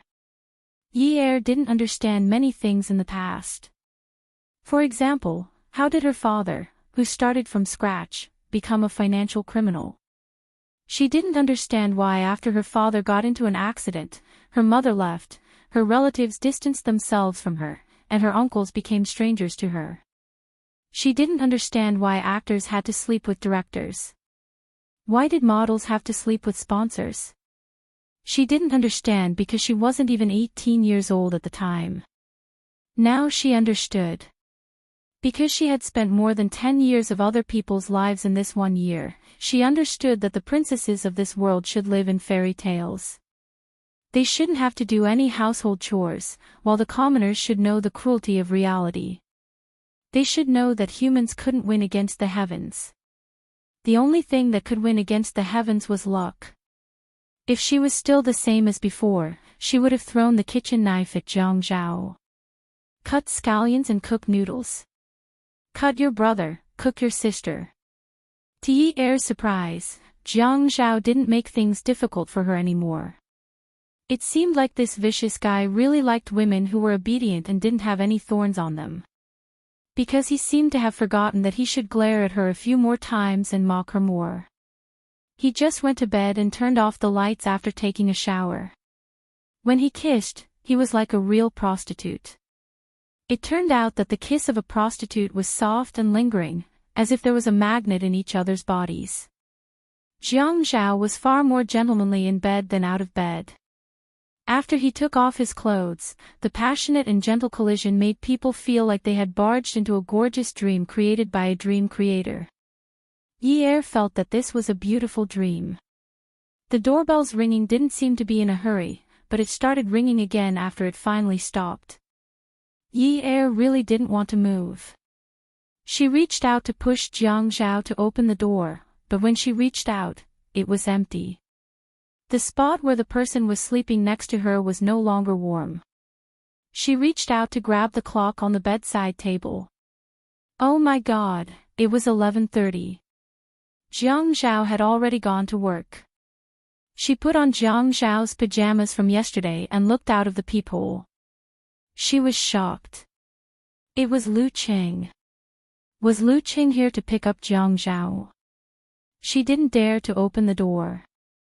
Her phone rang, so she ran to the bedroom to get it. When she picked it up, it was a call from Lu Qing. Yi Er, boss asked me to bring you some clothes. Yi Er's face was as red as a monkey's butt. When she opened the door and saw Lu Qing, her face was still red. It was very awkward. Lu Qing looked around cautiously and passed the shopping bags to Yi Er. He didn't look uncomfortable or embarrassed. Even if the person in front of him was his girlfriend's best friend, he was still able to keep a straight face. Yi Er, I will leave first. If you need anything, just give me a call. Yi Er saw Lu Qing leaving and quickly stopped him. She paused for a while and said softly, Lu Qing, I think I should tell Ling Ling about this myself. Lu Qing said, it's better to keep this a secret. It's better not to tell anyone. Those who know about this will not get any benefits. Yi Er was amazed by the mayor's secretary's quality. She closed the door and took out her clothes to change. It was an ankle-length dress made of mulberry silk. It was white and had a hem. When the wind blew, it would definitely flutter. The chest and shoulder straps were handmade. The quality of the fabric and workmanship was good. She didn't even need to look at the price tag to know it was expensive. Jiang Zhao wanted her to dress like Xiao Longnu. If she were to wear this dress outside, people would laugh at her. To match the dress, Yi Er even tied her hair into 2 loose braids. She looked as pure as a fairy. Lu Qing returned to the deputy mayor's office. He had completed his task. Jiang Zhao rolled up his sleeves and frowned as he stared at the documents. When he raised his head to look at Lu Qing, he gave him a smile that made Lu Qing at a loss for words. Jiang Zhao gently tossed the document in his hand aside and lazily sat on the leather chair. Lu Qing, do you know why I asked you to deliver the clothes today? Lu Qing replied, this is because boss trusts me. Jiang Zhao laughed. Actually, I want to see if Mayor Chen's men have the guts to report my private matters to him. Lu Qing looked at Jiang Zhao, who purposely paused for a moment. He was furious. Jiang Zhao continued, you are Jingling's boyfriend. You know better than Yunyi what happened to Yun Hongwei. He had chosen the wrong side and became the victim of the power struggle. Don't think that I don't know that you were pretending to be drunk and allowed Jingling to steal the room card. You did not release those photos because you felt that Mayor Chen did not know about it. Lu Qing knew that Jiang Zhao was a shrewd person. But he did not expect him to be so shrewd. He could not hide his panic. Boss, actually, you are right. A good bird chooses a good tree to nest in. Mayor Chen's title does not have a deputy in front. Jiang Zhao purposely said. Lu Qing could not take it anymore. He immediately expressed his stand. Mayor Jiang, I have always been on your side. Lu Qing had always been close to Jiang Zhao and addressed him as boss. But this time, he had to use honorifics. Jiang Zhao nodded his head in satisfaction and asked Lu Qing to leave the office. His smile faded as he took out his phone and dialed a number. His gaze fell on the door lock that Lu Qing had closed. The light in his eyes grew deeper and deeper. After the other side picked up, he said in a deep voice, Yichen, let's start setting up that big game of chess. Add Xinlu 799. Chapter 475. Jiang Zhao hung up and received a call from Qin Fian. I know, but Fian, Professor Shen doesn't like people to disturb him. I know Grandpa loves his paintings. Okay, I'll take care of the painting. Okay, I'm hanging up. He leaned over and pressed the extension. Lu Cheng, check if Professor Shen from the School of Fine Arts has a class this afternoon. Yi Er went to Wudong Art Street in the afternoon to find the boy to pay for the painting. The boy looked at Yi Er's white dress that trailed behind her. Her 2 loose braids looked especially refreshing. He was stunned for a moment. Yi Er explained the purpose of her call, but the boy said, if you want to pay, I'll throw the painting away. Also, you can come and get it tomorrow. I didn't bring it today. The boy looked at Yi Er's helpless expression and smiled. He was smiling because she was always afraid that he would have difficulties in life, but how could his life be troubled by money? I didn't bring the painting. Take me to your school to have fun. Yi Er had taken a break from school and didn't go to university. She was envious of the university life of people her age. The boy was stunned. Where did he go to school? My school. Yi Er pointed at the entrance of the university not far away. Aren't you from the School of Fine Arts?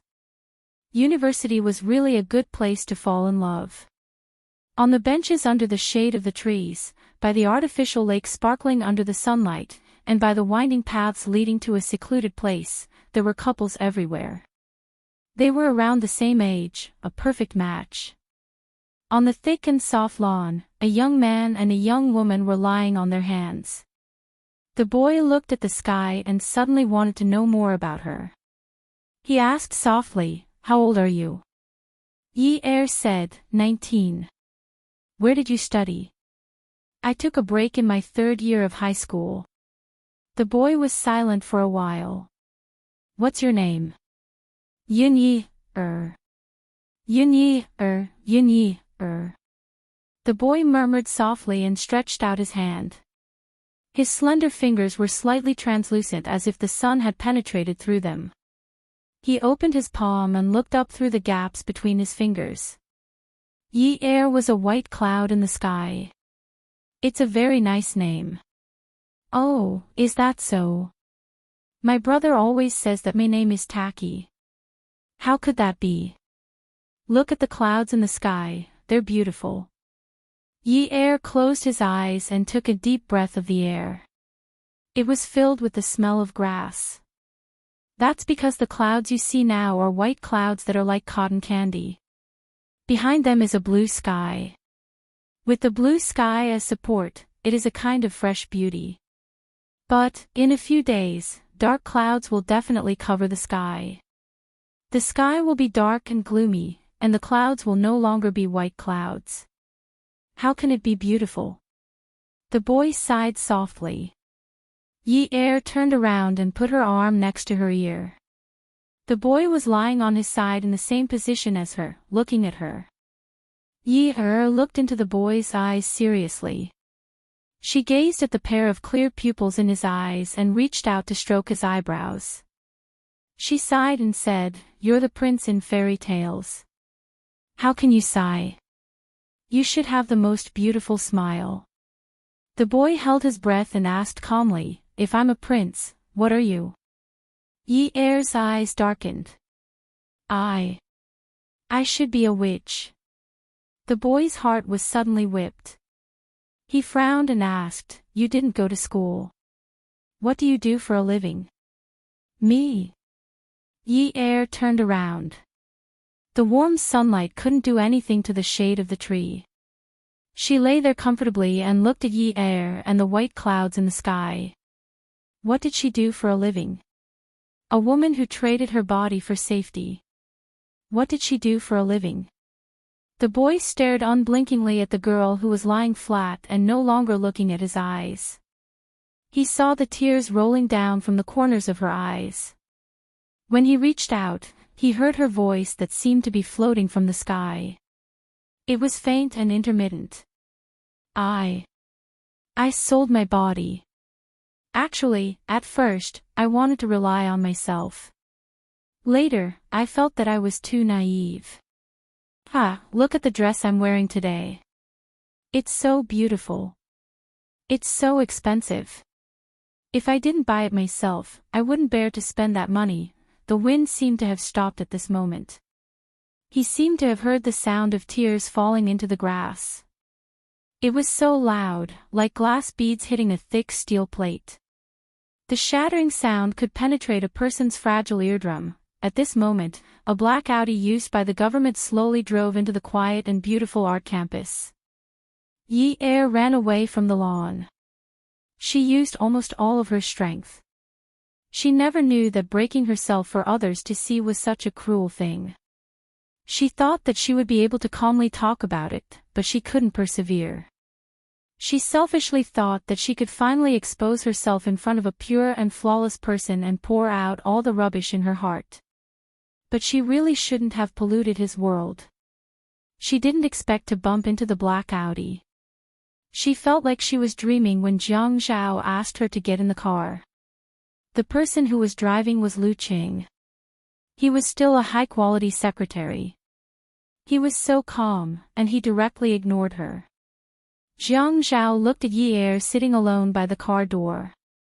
She didn't move closer to him. He patted the seat beside him and said, "Come here." Yi Er moved over and sat properly. She sat in a dignified manner, like a lady from a wealthy family. Jiang Zhao reached out and smoothed the hair on Yi Er's shoulder. Then he played with her braids in his hands. She looked pretty good dressed like this. This girl was quite malleable. When he saw her running out like that, he was shocked. When she turned to look at the car, her eyes widened in horror. She was wearing a white dress and had 2 braids. Standing there, she looked like a little white rabbit.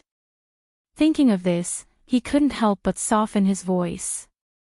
"What are you thinking? The car on campus is driving so slowly, but you can still hit it. You're really something." Yi Er didn't care that the driver was Lu Qing. She shamelessly burrowed into Jiang Zhao's arms. She buried her face in his chest and hugged his waist. She didn't want to explain anything to him. She hated arguing with him. "I missed you." Lu Qing drove. He didn't look at the rearview mirror. He looked straight ahead seriously. He knew that he was the one who was suffering the most in the car. Jiang Zhao specially brought him, a spy, with him. He knew the most intimate things. If it was in the past, when he had just started working with Jiang Zhao, he would definitely have other thoughts. But now, he knew Jiang Zhao's methods better than anyone else. Not only could he not mention this to anyone, he might even have to cover it up for them. If there were any rumors outside, he would be the one who would end up the most miserable. Jiang Zhao sat in the car. With others around, even if he was naked, he still had a gentlemanly demeanor. He would never touch and caress a woman in front of others as if he had never seen a woman before, even though he really wanted to eat the rabbit in his arms. He pulled Yi Er's hand from around his waist and placed it on his lap. He patted it gently. "What do you want to eat tonight?" Yi Er sat up. She held on to Jiang Zhao's arm and leaned on his shoulder. "I still have to go to work tonight. I'll just eat something later. What I mean is, you'll have dinner with me tonight. What do you want to eat?" Yi Er was speechless. Was she that stupid? Of course, she knew what he meant. Did she not make herself clear enough? She didn't want to have dinner with him. "What I mean is, Chinese food or Western food?" Jiang Zhao's voice was cold. When he tilted his head to look at Yi Er, his jaw dropped. His questioning tone was full of charisma. Yi Er glared at Jiang Zhao. This damned man. Was he trying to pull out all the thorns on her body? Did she look like she needed to be taught a lesson? She was angry and refused to listen to him. "Malatang. Lu Qing, book a private room for Taj tonight," Jiang Zhao instructed calmly. Then he looked down and fiddled with the little hand in his palm. "Indian food." Yi Er sighed. She knew that Jiang Zhao was constantly reminding her not to fight with him. Otherwise, she would regret it and wouldn't even have the chance to choose again. But why should she listen to him? Was he going to use his official methods on her now? Since she couldn't fight him head-on, she would just have to act. "Ah, Zhao, I don't like Indian food." Jiang Zhao pulled the back of Yi Er's hand to his lips and kissed it gently. Then he wrapped his hands around it and rubbed it gently against his chin. Yi Er almost fainted. But when she took a closer look, she saw that his eyes were full of cunning. When he looked at Yi Er and smiled, he purposely seduced Yi Er's soul, making her shiver. His tone was as if he was pampering and forgiving a young girl. He was really considerate. "But I like to eat it. But don't worry. Since you like to eat malatang, I'll get someone to pack a portion for you. Even if you want to eat 10 or 100 portions, I'll get someone to send it to you." Yi Er was so angry that she was bleeding internally. She was going to eat Indian food at a high-end restaurant like Taj, and he was going to pack a portion of malatang for her. What was this? What was this? 100 portions. Was he trying to eat her to death? How could he think of this? Ah! This crazy man. Sorry to disturb you. Did you see a girl? She's very pretty. She's wearing a white dress that reaches her ankles. Her hair is tied in 2 braids and is dyed chestnut. She's so tall. Excuse me, did you see a girl running over from that side? When the boy came back to his senses, Yuni had already been blown away by the wind. He asked and gestured to the people he met, but he didn't know if it was because he didn't express himself clearly enough. Or did they really not see her before? He didn't believe that this person would just vanish from the face of the earth like that. The decoration of the high-end Indian restaurant was far more impactful than the taste of the food. It felt like they had entered a house made of gold. Everything was golden and gorgeous. Sitting at her seat, Yi-Er looked at the malatang that had been packed in front of her. Then she looked at Jiang Zhao's elegant movements as he chewed and swallowed slowly. She felt that eating this meal felt like a year. Jiang Zhao acted as if he had seen Yi-Er by accident and asked, "Why aren't you eating? Does this malatang not taste good? Or you can tell me the address and I'll get someone to buy it." Yi-Er glared at Jiang Zhao with hidden bitterness. If she glared at him, she would get pregnant with twins. Come over here." The table was a big round table. Yi-Er and Jiang Zhao were like the cowherd and the weaver girl, separated by a Milky Way. At this moment, Jiang Zhao waved at her, so she tactfully went over to him. "Gigai." Jiang Zhao used the napkin in front of him to gently wipe the corners of his mouth. Before Yi-Er sat down, he pulled her to sit on his lap and hugged her. He rested his chin on her shoulder and spoke as if he was coaxing a child. "Today's malatang doesn't taste that good. Why don't we eat some Indian food?" Yi-Er bit her lip. This jerk. The man held her in his arms and put on a pair of disposable gloves. He peeled off the tender meat of the grilled prawn and fed it to her. "Is it spicy?" Yi-Er ate with relish. "No. This kind of treatment was hard to come by." She pointed at the curry crab and said, "Dip it in the curry." Jiang Zhao's movements were not affected at all as he peeled the prawn with the woman in his arms. He dipped the peeled prawn in the curry and fed it to the woman. He said slowly, "I've found a better school for your brother. If you agree, you can transfer him to another school. Since you're with me, I can't mistreat you." She was with him just like that. Was he addicted to sleeping with her? Yi-Er couldn't swallow the prawn in her mouth. Jiang Zhao picked up the glass of water in front of him and fed her. He kissed her on the cheek and said, "You can't look for those old foxes who know too much about the dark side of the world for your dad. The more power they have, the more they won't interfere. I'll give you a clue. A girl who's still in her 2nd year at the media college. Do you know what newborn calves are not afraid of tigers means?" Awesome novel, Xinwu 799. Chapter 476. Yi-Er didn't say anything as she digested every word Jiang Zhao said. So today's meal wasn't simple. Was he trying to help her? This was too sudden. The benefits were too great. She smiled and asked, "How should I thank you?" His thin lips curved meaningfully. He lowered his head and buried his face in Yi-Er's chest, rubbing her soft breasts with his nose. He said softly and ambiguously, "What do you think?" Yi-Er was puzzled. Since Jiang Zhao said that she was going to be with him, why didn't he just keep her as a mistress like other people? He should have at least said something like, "I don't want you to work at that kind of place," like Min Zikai did. He didn't do anything. At night, she changed into her waitress uniform and went to work at Peerless Beauty. Yi-Er held a bottle of red wine in one hand and a cloth in the other. She carefully wiped the dust-free bottle of red wine.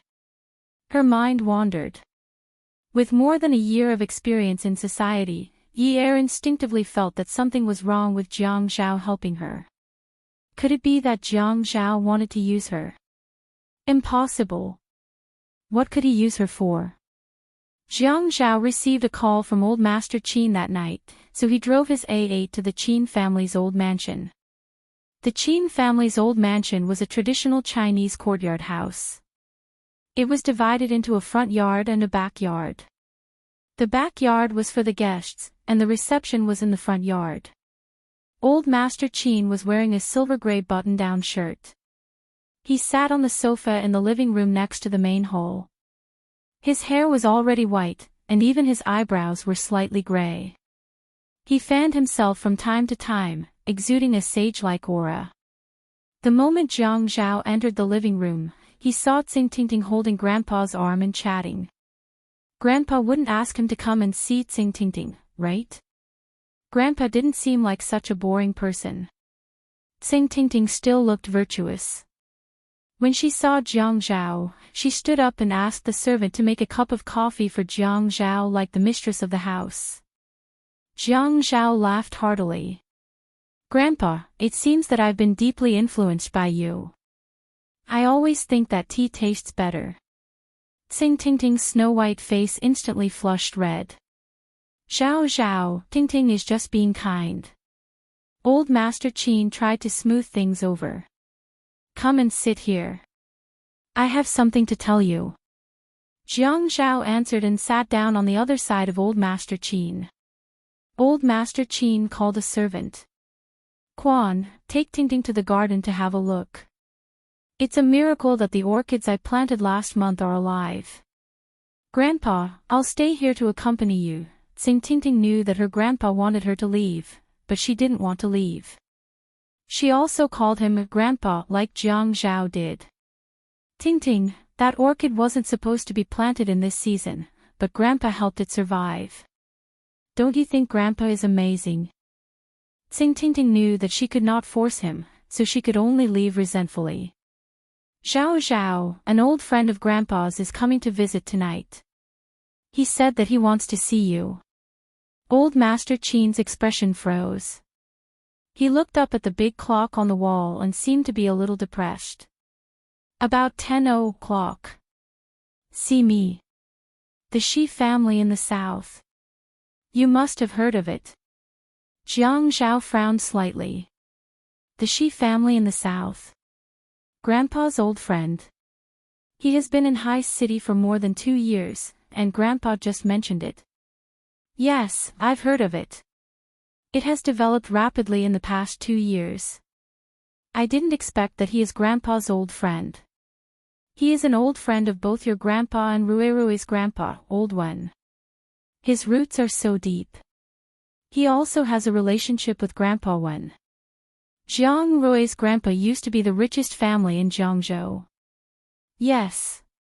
It's just that the 4 of us have taken different paths. I didn't tell you before because I felt that some things were too sensitive.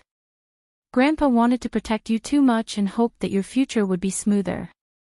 Jiang Zhao felt that the situation was serious because Grandpa would not frown from time to time even if his tone was serious. He put the blue and white porcelain teacup on the table into Grandpa's hand. What's the sensitive thing in this? Grandpa lifted the lid and took a sip. My old friend's surname is not Shi. 12 years ago, he was the biggest underworld boss in Asia. You must have heard of Lei Zhentian. Although you were only 17 years old at that time, you must know who he is now. Jiang Zhao could not help but frown. Change his surname. Grandpa sighed with some regret. 12 years ago, there was a mole around him. The enemy killed the Lei family. In the end, only he and his grandson survived. He was also afraid of cutting off the bloodline of the Lei family, so he changed his surname and tried to clear his name.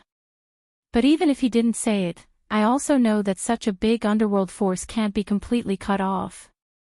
I've already used the excuse that you have something to do and rejected him many times. But Zhao, when your grandfather was young, he was also a hot-blooded and righteous man. In the past, we were friends who had gone through life and death together. We can't just refuse to see each other just because you said so. You can only grasp the propriety of this. Moreover, in the path of politics, you have to deal with different people. Yes. Grandpa, I understand. At this moment, a car horn sounded outside the mansion. After a while, the butler, Uncle Wu, walked over and said respectfully, "Old master, the guests have arrived." Jiang Zhao got up and helped Grandpa out of the living room. They stepped out of the main hall and walked on the bluestone path towards the main door. The red lacquered door of the old Chinese-style mansion opened with a creak. 3 people walked in. The old man in the lead was full of energy. On his left was a burly man in a suit who carried a few expensive gift boxes. The handsome young man on the right was particularly outstanding. He had a beautiful and fair face, a slender figure that didn't seem frail, and his eyes were clear and untainted, as if he wasn't tainted by the secular world. The leading old man walked to old Master Qin's side and patted his shoulder heroically. His voice was loud and clear. "Old Qin, you've also started to dress like this and pretend to be refined. Look at you, I've learned bad things from you. Remember to call me old Mr. Shi." Ha! Grandpa Qin was not angry. "Old Mr. Shi. You're still so rude even after learning so much. Don't tell others that I'm your teacher." Jiang Zhao and the young man stood at the side and laughed. The young man bowed politely to Grandpa Qin. "Hello, Grandpa Qin." Grandpa Qin quickly helped the young man up and looked at old man Shi. "Old Shi, this is Unwu, right?" The more he looked, the more satisfied he was. Look, this is more like what I taught." Ha! Jiang Zhao also bowed to old man Shi. "Hello, Grandpa Shi. What era are you in? You still need to be so polite. Look at Zhao Zhao.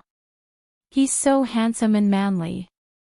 Unlike Unwu, he looks like a weak scholar." Ha! Old man Shi helped Jiang Zhao up. Although he said that, his hearty laughter told everyone that he was very happy. The young man looked at Jiang Zhao and nodded politely. When he smiled, the smile melted into his eyes. His eyes were clean and bright like the warm sunshine of early spring. He extended his right hand and shook it like a gentleman. "Zhao Gu, I'm Shi Yunwu. Nice to meet you." Jiang Zhao shook Yunwu's hand and patted him on the shoulder. "Nice to meet you too. I'll come here often." Yunwu always spoke politely and gently. "I'm just afraid I'll disturb you." "How's that possible? Let's go in." As they walked into the living room, the 2 old men bickered with each other. Old man Qin was wearing a Chinese-style jacket with buttons on the front. His trousers were also loose silk. When he walked, his footsteps were light and gentle. His scholarly aura was very strong. However, when he spoke, he did not sound scholarly at all. "Old man Shi, don't tell me that you came up with the name Unwu." Old man Shi snorted and said, "If I didn't come up with it, did you?" "Grace and blessings, blessings and blessings, blessings and blessings from the heavens, have you ever studied? I'm afraid you don't understand such profound logic." Old man Qin snorted. "I've studied more books than you've eaten salt. Among us, you're the only one who doesn't study." Old man Shi asked indifferently, "Oh, then have you seen Naruto? It's very popular. Have you seen it?" Old man Qin's eyes widened. "Naruto? Fire, what is Naruto?" Jiang Zhao and Unwu looked at each other and couldn't help but laugh. Unwu raised his hand and whispered in Jiang Zhao's ear, "I'm the one who read that comic. Actually, Grandpa only saw the name on the cover and said that I didn't learn and only knew how to read children's books." Ha! Jiang Zhao shook his head and smiled. Was this really the old Lei Jintian? It was too unbelievable. He whispered to Unwu beside him, "After seeing your and my grandfather's, I'm really looking forward to the scene when Grandpa comes to Haiching to celebrate Grandpa's birthday next month. That scene will be even better." Yunwu's eyes shone with warmth. "Really? Then we'll have a good show to watch at Grandpa Qin's birthday." Tsing originally thought that old man Qin had sent her away to talk to Jiang Zhao about her. She didn't know that he was meeting guests. He didn't take her seriously at all. But weren't there guests here? She thought about the purpose of her visit today. Yes, purpose. She had hired a private investigator, and he had indeed taken a photo of a woman today. That woman was the daughter of a damned economic criminal. She had gotten into his car at the Academy of Fine Arts and even had a meal with him. She wanted to use the photo to question Jiang Zhao. Was it not because of her father that he could become the deputy mayor? What did he dislike about her? She wasn't any worse looking than Yunyi. Jiang Zhao had almost forgotten about Tsing Tingting's existence. However, when he saw Tsing Tingting walking towards them like a hostess, he realized that there was actually a woman in this world who was even more thick-skinned than Yunyi. However, this kind of thick-skinned method was different. Yunyi had never taken the initiative to jump out and annoy him. She was thick-skinned to please him. Although that kind of shameless fawning was very fake and overboard, it always revealed a kind of adorable vigor. Wasn't Tsing Tingting's sense of propriety too much? She was either excessively dignified and reserved, or excessively unreasonable. Yunyi was, at most, a wall on top of a wall. She would fall wherever the wind blew. Tsing Tingting was a serious polarization. The gap between the rich and the poor was too big. This was a serious social problem, and it was worth paying attention to. But Feng Yu didn't want to pay attention to her. If he did, he would be looking for trouble. So, he chose to ignore her. At this time, Tsing Tingting felt that she was being slapped in the face in front of everyone. She was the beloved daughter of the provincial party committee's secretary. Jiang Zhao had to be polite to her father. Why was he being so arrogant? "Jiang Zhao, let me ask you. How long had the woman in your car been with you? Don't try to deny it. I had taken a photo, and the photo is in my bag. Don't make me ask you in front of so many people. I don't think Grandpa wants to hear her name at all." Tsing Tingting stood on her tiptoes and whispered into Jiang Zhao's ear. Jiang Zhao's face turned cold. He avoided everyone's gaze and glared at Tsing Tingting. When he turned to look at Unwu and old man Shi, his face was still full of smiles. "Grandpa Shi, Unwu, I'll send you guys off first." Unwu politely declined. "Grandpa Qin, Brother Zhao, I'm disturbing you guys so late. Don't send us off. Rest early." Jiang Zhao still insisted on sending the guests to the car. The driver went to the garage to pick up the car while they waited at the entrance. Unwu smiled and chatted with old man Qin the whole time. Tsing Tingting stood beside Jiang Zhao and snorted, "Who does Yunyi think she is? I've warned you before, be careful that I don't kill her." When Jiang Zhao and Unwu heard this, they both turned to look at her. Ad Songshu 566. Chapter 477. Jiang Zhao's eyes were filled with warning. He knew that Tsing Tingting was deliberately putting pressure on him. Otherwise, she would complain to his grandfather. This was the reason why he didn't like her very much. Since she was young, she had never been skilled in complaining. She never knew how to be tactful. Yunwa's eyes were filled with confusion. This girl was really something. She looked gentle, but her words carried a lot of weight. Who was she going to kill? He didn't hear clearly. At this moment, the Shi family's chauffeur had already arrived at the entrance. It was a luxurious Lincoln. The butler opened the backseat door for them. The smile on Jiang Zhao's face froze when he saw the car drive out of the small road. Old Master Qin's face suddenly darkened. "All of you, come in." Jiang Zhao treated Xing Tingting like a big brother playing with a little sister when they were young. Ever since she started having feelings for him, Jiang Zhao would avoid her if he couldn't afford to offend her. At most, he would mock her or ignore her. This time, he was glaring at her fiercely. Xing Tingting pressed her chest, not daring to move. Jiang Zhao said in a low voice, "Xing Tingting, I'm warning you. If you dare say a word in front of grandfather, I'll let you know the meaning of regret."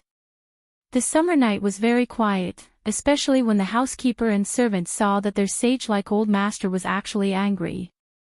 No one dared to make a sound.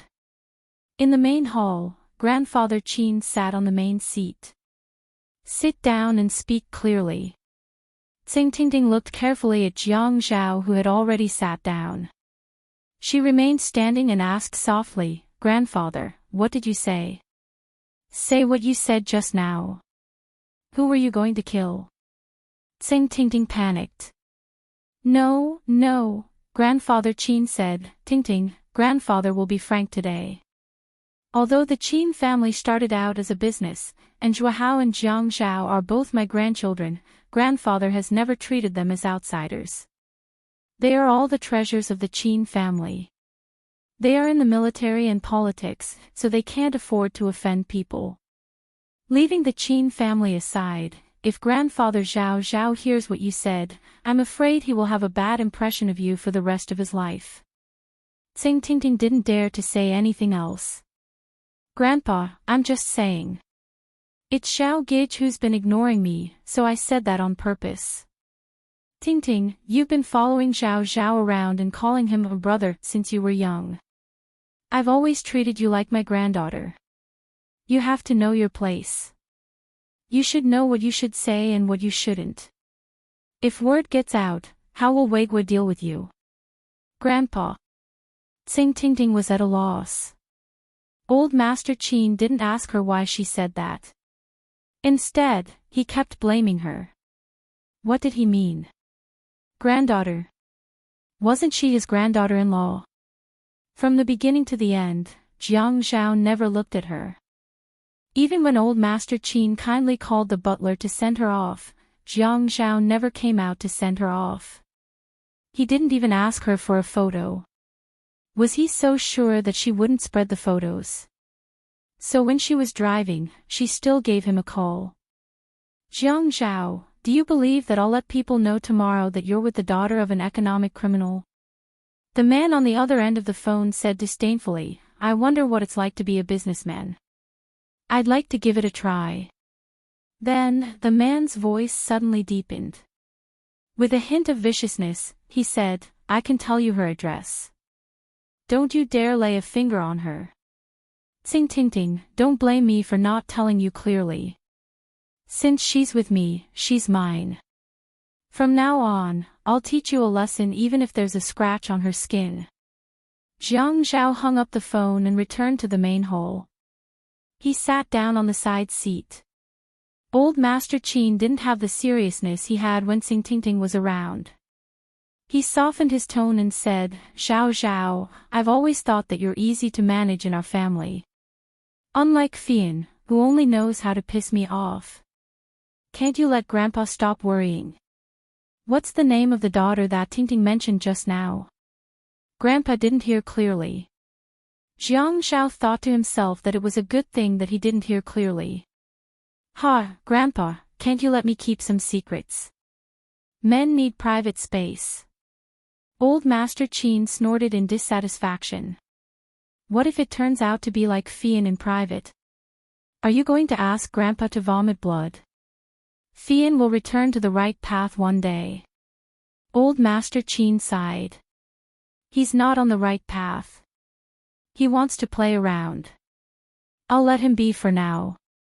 At this point, his tone suddenly became heavier. He snorted and said, "But in a few years, if he doesn't give birth to a son with the surname Qin, I'll strip him naked and hang him at the entrance of Haiqing's toll booth." Jiang Zhao's facial features were masculine and handsome, but at this moment, his smile was exceptionally soft. He stood up and walked behind Old Master Qin to massage his shoulders. Grandfather, I suddenly don't want Fian to return to the right path. I don't know if you mean stripping her naked, do you mean stripping his underwear as well? You child. Ha! Old Master Qin placed his hand on the back of Jiang Zhao's hand and patted it dotingly. Zhao Zhao, Grandpa knows that you don't like Tingting's domineering personality, but she's still the daughter of the provincial party secretary, Xing Weiguo. If she goes overboard with some things, Weiguo will feel that we're not giving him face. Our family doesn't need to fear anyone, but there's one point of view that I share with your grandfather. It's not good to have big grudges or small grudges. Only by doing business amicably can we make money and prosper. The next time that girl pesters you again, your attitude should be slightly better. I've made Grandpa worry. I'll take note next time. Jiang Zhao left the Qin family's old residence, his mind thinking about Xing Tingting's words. His heart was in a mess. That girl was very dignified outside, but once she was away from everyone, she would do anything. Since there was a private investigator, would there be someone who specially followed Yun Yi? What if she was followed? No, he had to go and take a look at the peerless beauty. Yi Er didn't get to wait for Xing Tingting's coercion. Instead, she was forcefully kissed by Min Zikai. During this period of time, Min Zikai had been sent abroad by his mother on a business trip. He ran over as soon as he got off the plane. He caught Yi Er and dragged her to the corner of the emergency exit to kiss her madly. Yi Er felt that she was too powerful. Last time when she wanted to make a deal with Min Zikai, he wanted to kiss her, so she let him. But wasn't her matter already settled by now? Moreover, Jiang Zhao seemed to be involved in her father's matter. She didn't need him anymore. Since she didn't need him, why should she let him take advantage of her? Let go of me. Yi Er almost shouted, but she was afraid that people would laugh at her, so she could only push him with all her might. Min Zikai wasn't willing to let go of her. He had missed her for so long. Hugging her in his arms, a kiss wasn't enough. He tightened his grip on her. Yi Er, although I'm not in the country during this period, I got someone to buy you an apartment. I've already settled the company matters. Your brother's matter will be settled soon. I don't need your help with my brother's matter. Yi Er had promised Mother Min that she wouldn't tell Min Zikai about their conversation, but she didn't want to explain. What do you mean you don't need my help? Yi Er, I love you. I'll treat you well in the future. I won't leave you alone again. Really? Let me take care of you in the future. I won't let you suffer anymore. As for Jiang Zhao, he got someone to ask Director Lin the moment he arrived at the Peerless Beauty. Yi Er had already gone out to deliver drinks. He came out to ask a few more people from the service department, but they all said that they didn't see Yi Er. He thought of Xing Tingting's arrogant personality and the harsh words she said. He was anxious and unbearable. He was afraid that Xing Tingting would act rashly and take him away, doing something irreversible. Along the way to the emergency exit, he saw a touching scene of people from the Qin dynasty hugging each other tightly and confiding in each other. There were many touching words and vows of love. I love you. I won't leave you alone again. I won't let you suffer anymore. Tui. How disgusting. They could film bitter Korean dramas. Jiang Zhao wanted to leave. After all, nothing had happened to her. The old Qing dynasty people here were like firewood burning with passion. It was normal for old feelings to rekindle. It had nothing to do with him. But when he thought about it again, why does this have nothing to do with him? This woman even slept with him last night. Just now, he was afraid that she would be killed by someone, causing him to worry for nothing. She actually dared to run to such a place where even ghosts couldn't find her to have an affair with her ex-fiancé. Did I disturb you? Jiang Zhao immediately got rid of the dark clouds on his face and put on a fake gentlemanly smile. He stood beside the wooden door and looked handsome. When Yi Er heard Jiang Zhao's voice, she panicked and almost lost her balance. Min Zikai hugged Yi Er and turned around. He was also surprised to see Jiang Zhao. How could he forget who was the one who carried his fiancée up to the 6th floor that night? Also, Yi Er had told him that they had gone on a date. Min Zikai was handsome and looked gentle. But when he looked at Jiang Zhao, there was hatred in his eyes. So, Deputy Mayor Jiang Zhao also came to this kind of place to observe the situation. Actually, other people would not call Jiang Zhao deputy unless the mayor was in front of them. But Min Zikai purposely called him deputy. It was obvious that he was provoking him. But Jiang Zhao did not mind. He was a deputy mayor. But the most important thing was that none of the deputy mayors were younger than him. So, he did not feel uncomfortable. What he was angry about now was Yun Yi, that damn woman, still dared to stay in Min Zikai's arms. Yi Er could sense the murderous look in Jiang Zhao's eyes. Although she had only met him a few times, they had been intimate before. She was good at observing people's facial expressions. How could she not know that Jiang Zhao was angry? If this young master was angry, she would be the one in trouble. Yi Er analyzed herself clearly. She had multiple personalities and multiple personalities. When she met a wolf like Jiang Zhao, she had to hold her breath and pretend to be dead to escape. When she met a boy who liked to draw, she could act like an innocent girl without any pressure. When she met Min Zikai, she could throw a tantrum and do whatever she wanted. Anyway, he would listen to her. Taking advantage of Min Zikai's distraction, she pushed him hard and jumped out of his arms. She ran past Jiang Zhao and ran. Jiang Zhao saw Min Zikai was about to chase after Yi Er, and he grabbed Min Zikai's shoulder forcefully. But there was a smile on his face. Young Master Min, I had just met Mrs. Min 2 days ago. She is very worried about you. Min Zikai's face changed. He shook off Jiang Zhao's hand and massaged his shoulders. Deputy Mayor Jiang, you don't need to worry about me. After saying that, he turned to leave. Ad Xinwu 799. Chapter 478. Jiang Zhao patted his cufflinks and said calmly. Seems like I am overthinking. I wonder what Mayor Chen will do when he finds out that family Min is still messing with the Yun family. Min Zikai gritted his teeth and turned to look at Jiang Zhao. His eyes darkened as he said, You. Are you threatening me? Jiang Zhao had been treating everyone nicely since the start of the conversation. Young Master Min, you misunderstood me. I am not threatening you. I am just reminding you. Min Zikai said. I will take care of Yi Er's matters. No one can threaten me. Jiang Zhao clapped his hands. So, young Master Min is such a great person. You are even willing to abandon your family for a woman. It's fine if you are the only one suffering, but why do you want to implicate your family? It's hard to imagine what will happen if Mr. and Mrs. Min go to jail. Min Zikai could tell that Jiang Zhao was his love rival.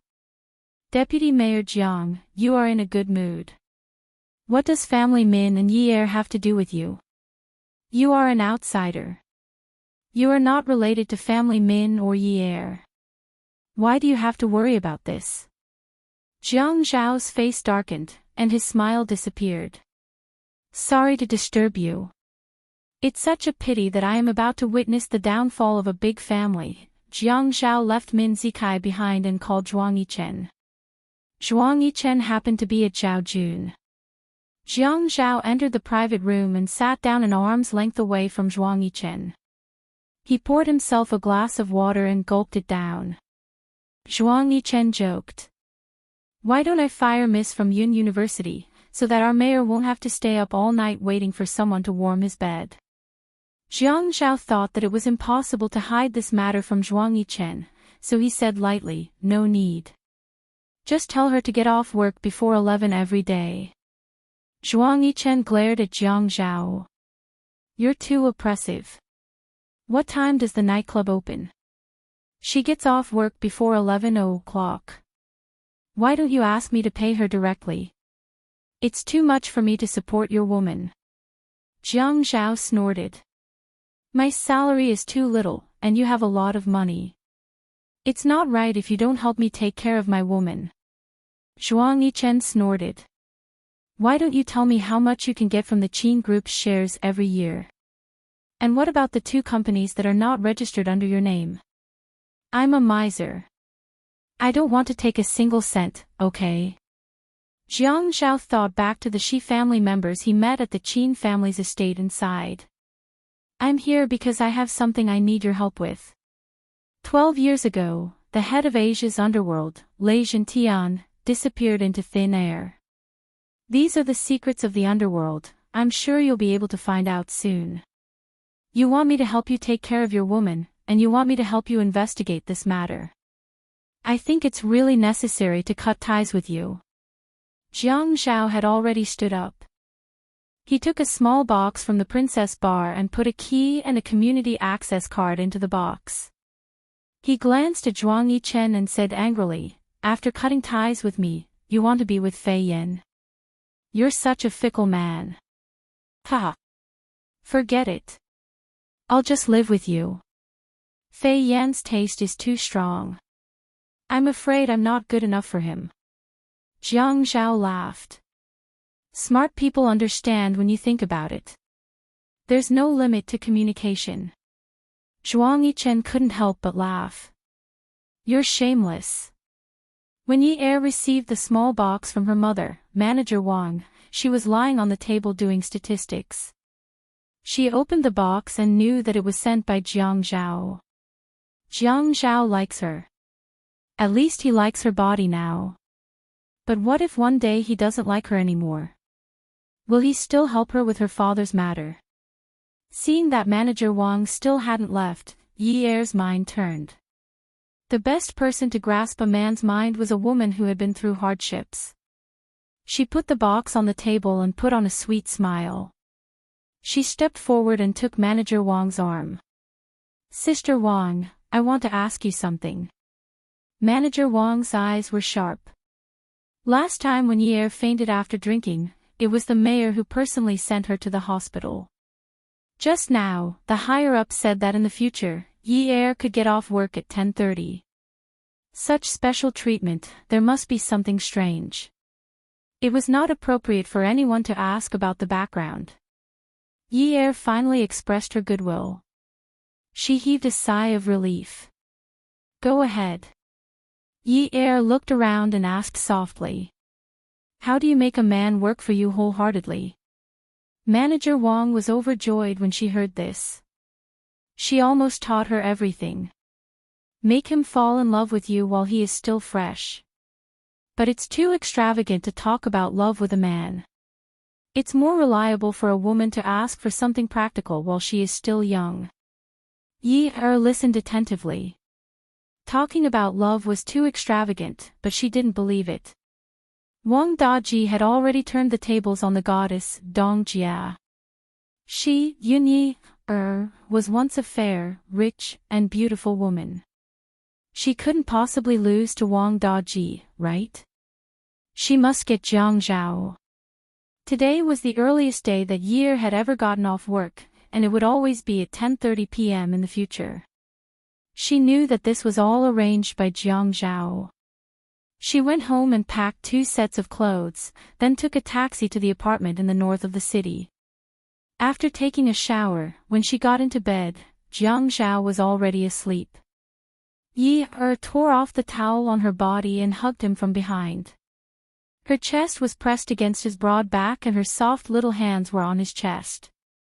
Her little mouth landed on the back of his neck and she called out softly, "Ah Zhao." Jiang Zhao was a very vigilant person. When Yi Er came back, he was already awake. He was angry at what he saw at the exit. He wanted to leave her out for a while. But he was worried that a girl of her age wouldn't have much self-control. If he didn't interfere, she would have slept with her ex-fiancé. His heart instinctively minded that kind of messy relationship, so he asked Zhuang Yichen to get someone to send the house key to her. Even so, he couldn't change his policy of leaving her out. In the end, she pressed herself against him naked. He still wanted more of her body, so how could he stand her teasing? What's going on with Min Zikai? He tried his best to suppress the rising lust in his body and pretended to be serious as he asked. He just came back from abroad and wants to get back together with me. But aren't I with you now? I already rejected him before you came. Ah, Zhao, what happened today was my fault. If I had more strength, I would definitely have been able to push him away.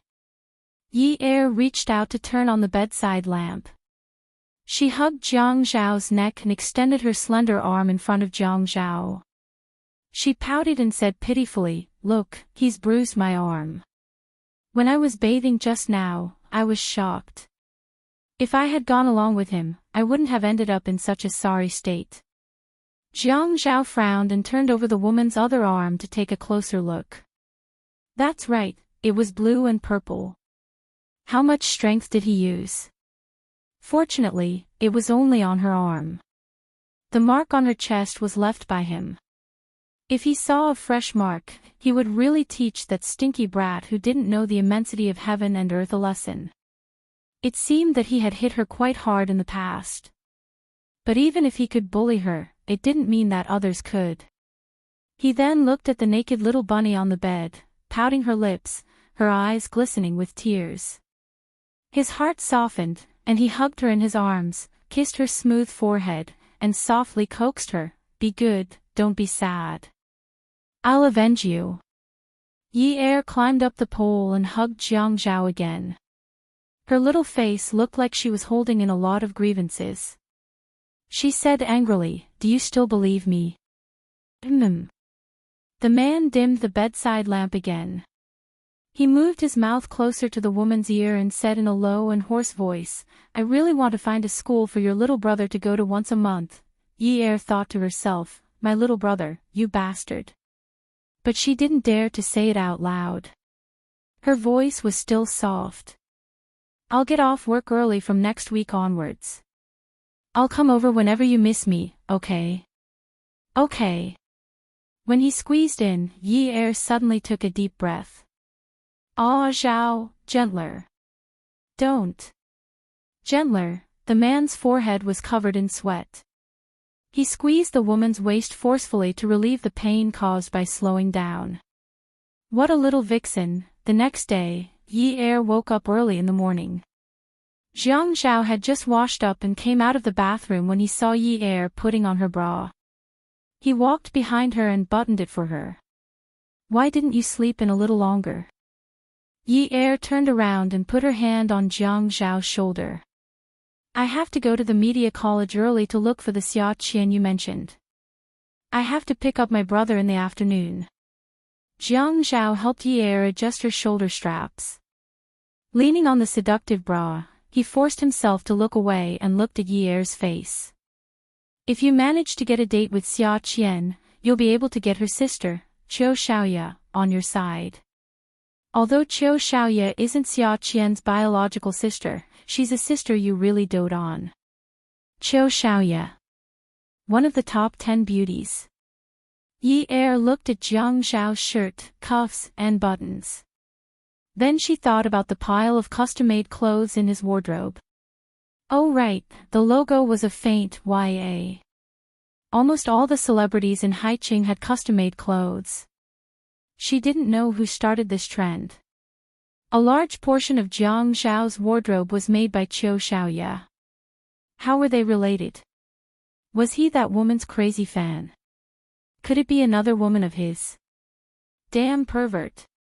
A certain girl felt a little uncomfortable. Her little mouth twitched, and she looked unhappy. "Why did you pull her in?"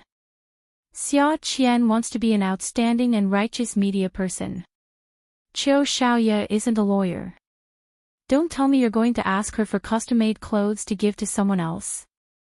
Jiang Zhao couldn't guess what the little girl was thinking. He only felt that this girl was too stupid. He reached out and flicked Yi Er's forehead. Idiot, pulling Qiu Xiaoye in is naturally to protect you. Yi Er shrank back in pain. She rubbed the space between her eyebrows and said unwillingly, she's just a designer. How can she be so capable? Jiang Zhao looked at Yi Er, who was only in her underwear, nestled in his arms. His body heated up. It was early in the morning, and he still had to go to work. He felt annoyed. He reached out and picked up the t-shirt that Yi Er had thrown on the bed to wear. He foolishly put it on for her. Yi Er pulled it over and put it on herself. She heard Jiang Zhao's analysis. She's a 25-year-old woman. Although she graduated from a professional school, she only graduated 3 years ago. She only went abroad occasionally and didn't get a design degree overseas. She slowly went from an unknown person to appearing on various shows and winning all sorts of awards. She's so young, but she already has her own custom-made clothes. Her family background is average. Do you really think she climbed to where she is today with her own efforts? That's a lie for an exclusive interview. Anyway, if you drag her in, the person behind her won't sit idly by. If he doesn't want to hurt Qiu Xiaoye, he'll naturally take you into consideration. Otherwise, there are media people everywhere who want to create explosive news. Why would I pick Xia Qian for you? Welfare, Songshu 566. Chapter 479.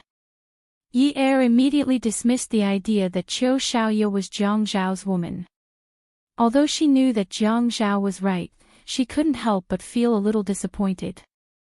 Why couldn't the man behind her just sit back and do nothing? He was also in the same bed as her. Why could he control the situation calmly from the side and not stand up to help her?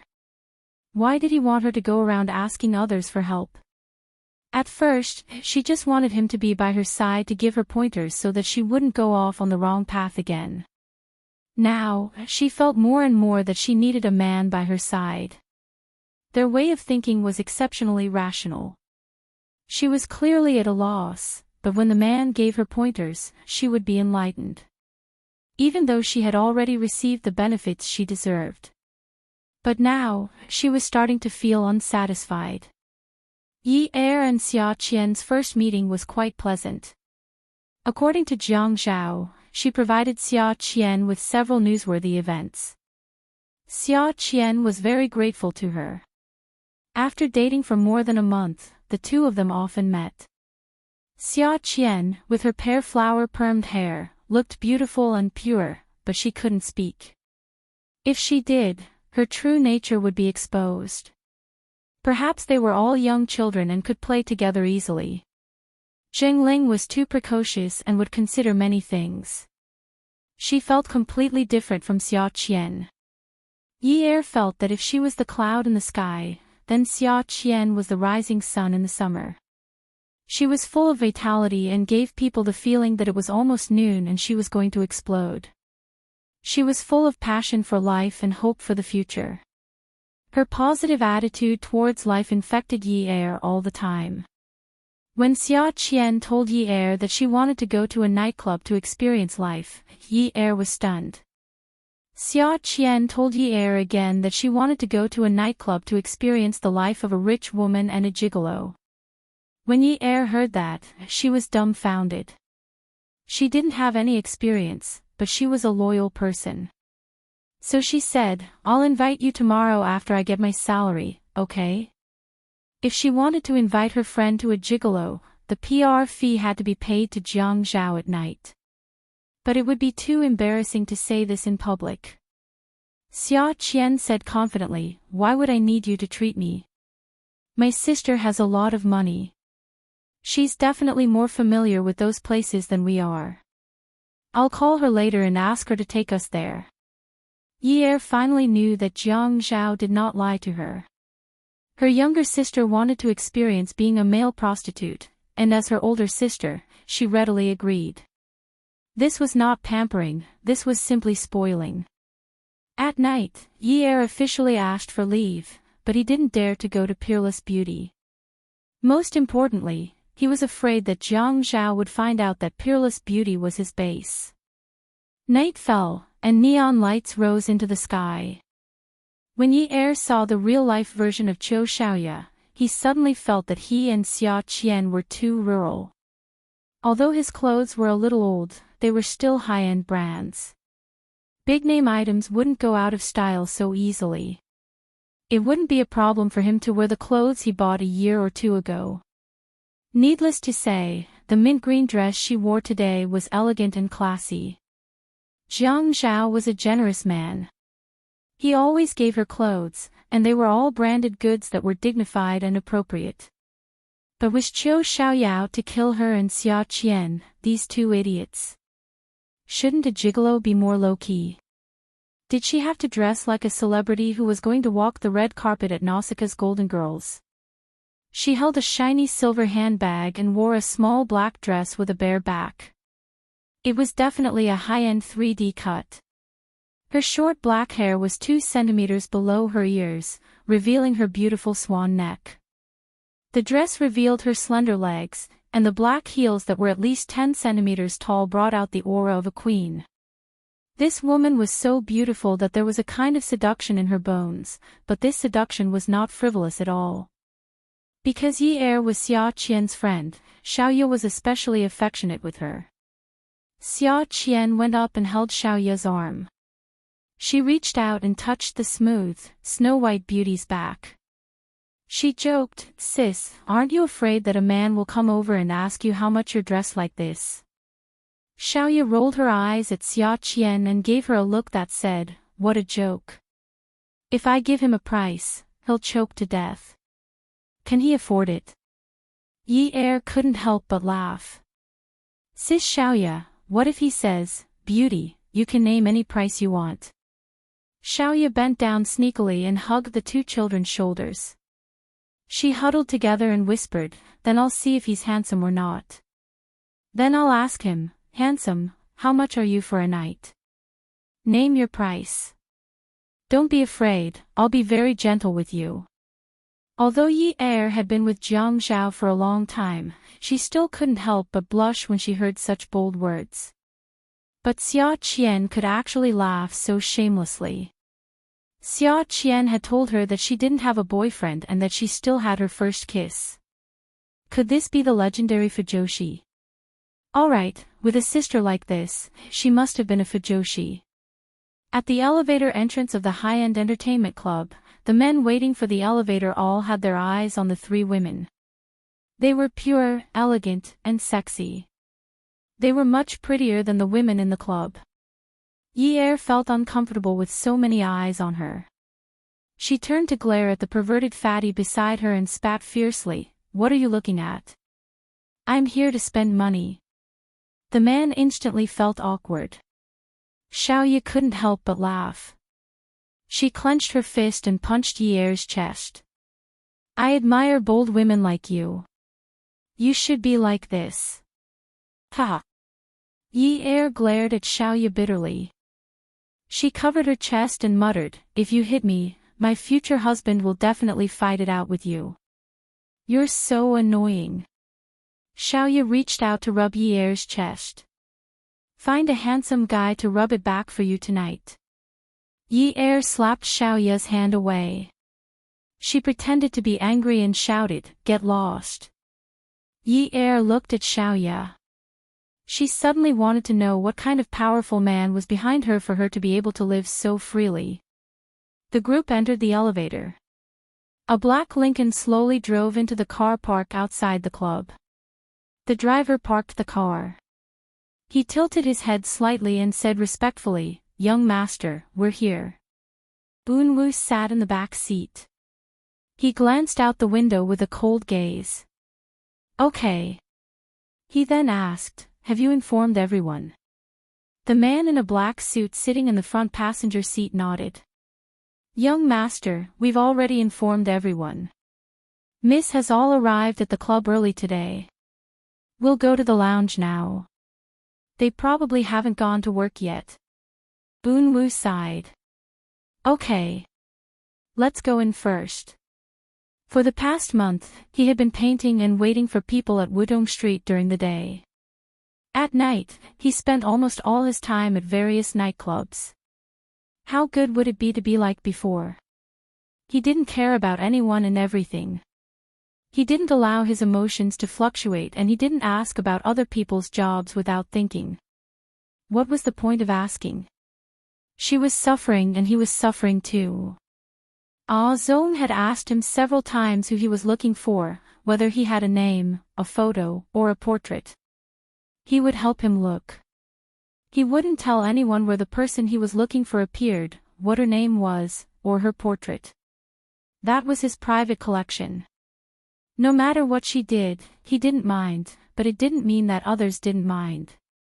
She minded too. Otherwise, she wouldn't have gone looking for him for so long. In the past, she would go looking for him every few days. It was because he knew about her unbearable past that she didn't want her painting anymore. She threw him away just like that and never appeared again. Every time he arrived at the club, he would go in to look for her himself. He wouldn't let anyone follow him. He wouldn't let anyone around him watch her leave the lounge of such a place. It looked like a high-end club, but Mrs. Lounge wasn't comfortable at all. It was a big room, and the decorations were minimal. There were benches for resting, and the glamorous figures shuttling between luxury rooms didn't exist here. All kinds of women sat in indecent positions. There was no such thing as the most lewd jokes, only more lewd. Occasionally, she would be impulsive and curse a few times. Boonwoo had stood at such a door countless times. He always reminded himself that perhaps this was the last time. He would definitely find her. Yunwoo's arrival undoubtedly made the women in the club jump. Where did this handsome young master come from? He was fair, beautiful, and bold. The pretty women wanted to test the waters. However, before their slender hands could touch the quiet and beautiful boy, they were stared back by his eyes. The women were shocked. They thought it was an illusion. How could it be? The boy who had been standing at the door and walking slowly between them seemed to have been possessed by a demon. His eyes were as pure as water, and he looked elegant and refined. But all of a sudden, there was a murderous aura around him. The women slowly retracted their hands. Their expressions were a little embarrassed, but they didn't dare to look at the boy anymore. This was the first time Yi sat on the sofa like an empress. She crossed her legs and held a glass of wine to choose handsome men. Her father used to dote on her, but he would never let her come out to play like this. Later on, when she worked at the nightclub, she was only a waitress. The difference between them was like heaven and earth. But to be honest, although the men in front of her were good-looking and tall, she felt that something was missing. Compared to Jiang Zhao, they weren't handsome enough. They didn't have a strong presence. They didn't have an air of nobility. Not to mention their masculinity. In short, the difference was huge. Xia Qian sat between Yi and Xiaoya. Xiaoya said to Xia Qian, Qian, after this experience, what do you want to write about? Sis, I changed my mind last minute. I want to write a headline for tomorrow's news. What headline? Yi tilted her head and asked. Xia Qian snapped her fingers in front of Yi and glanced at Xiaoya. Top 10 beauty designer Qiu Xiaoya went to a nightclub to have fun. She got lost and didn't know how to return. Xiaoya was excited when she heard this. Her queenly demeanor was gone. She was only a little mischievous. Qian, did you bring a camera? If you want to make the headlines, take a beautiful picture of me. Wait until I find a handsome man. Yi looked up at the sky. Oh my God, why didn't she get to know these two beauties earlier? Then she wouldn't have to care so much about her reputation in the past. Jiang Zhao was driving when he received a call from Zhuang Yichen. He answered the car phone and Zhuang Yichen's voice echoed in the car. Brother Zhao, I didn't expect you to use such a method to trick me. Jiang Zhao rested his palms on the steering wheel and tapped his fingers on it. Yichen, this is also a requirement of the game of chess. Zhuang Yichen's voice sounded like he couldn't hide his laughter. Although I don't know how you found out about Qiu Xiaoya, there's something you might not know. Her relationship with me has expired. She's now with her first love, Kang Yun. I called to provoke you. Qiu Xiaoya is now leading her sister and Yunyi to Golden Dynasty to find male prostitutes. She's almost done drinking.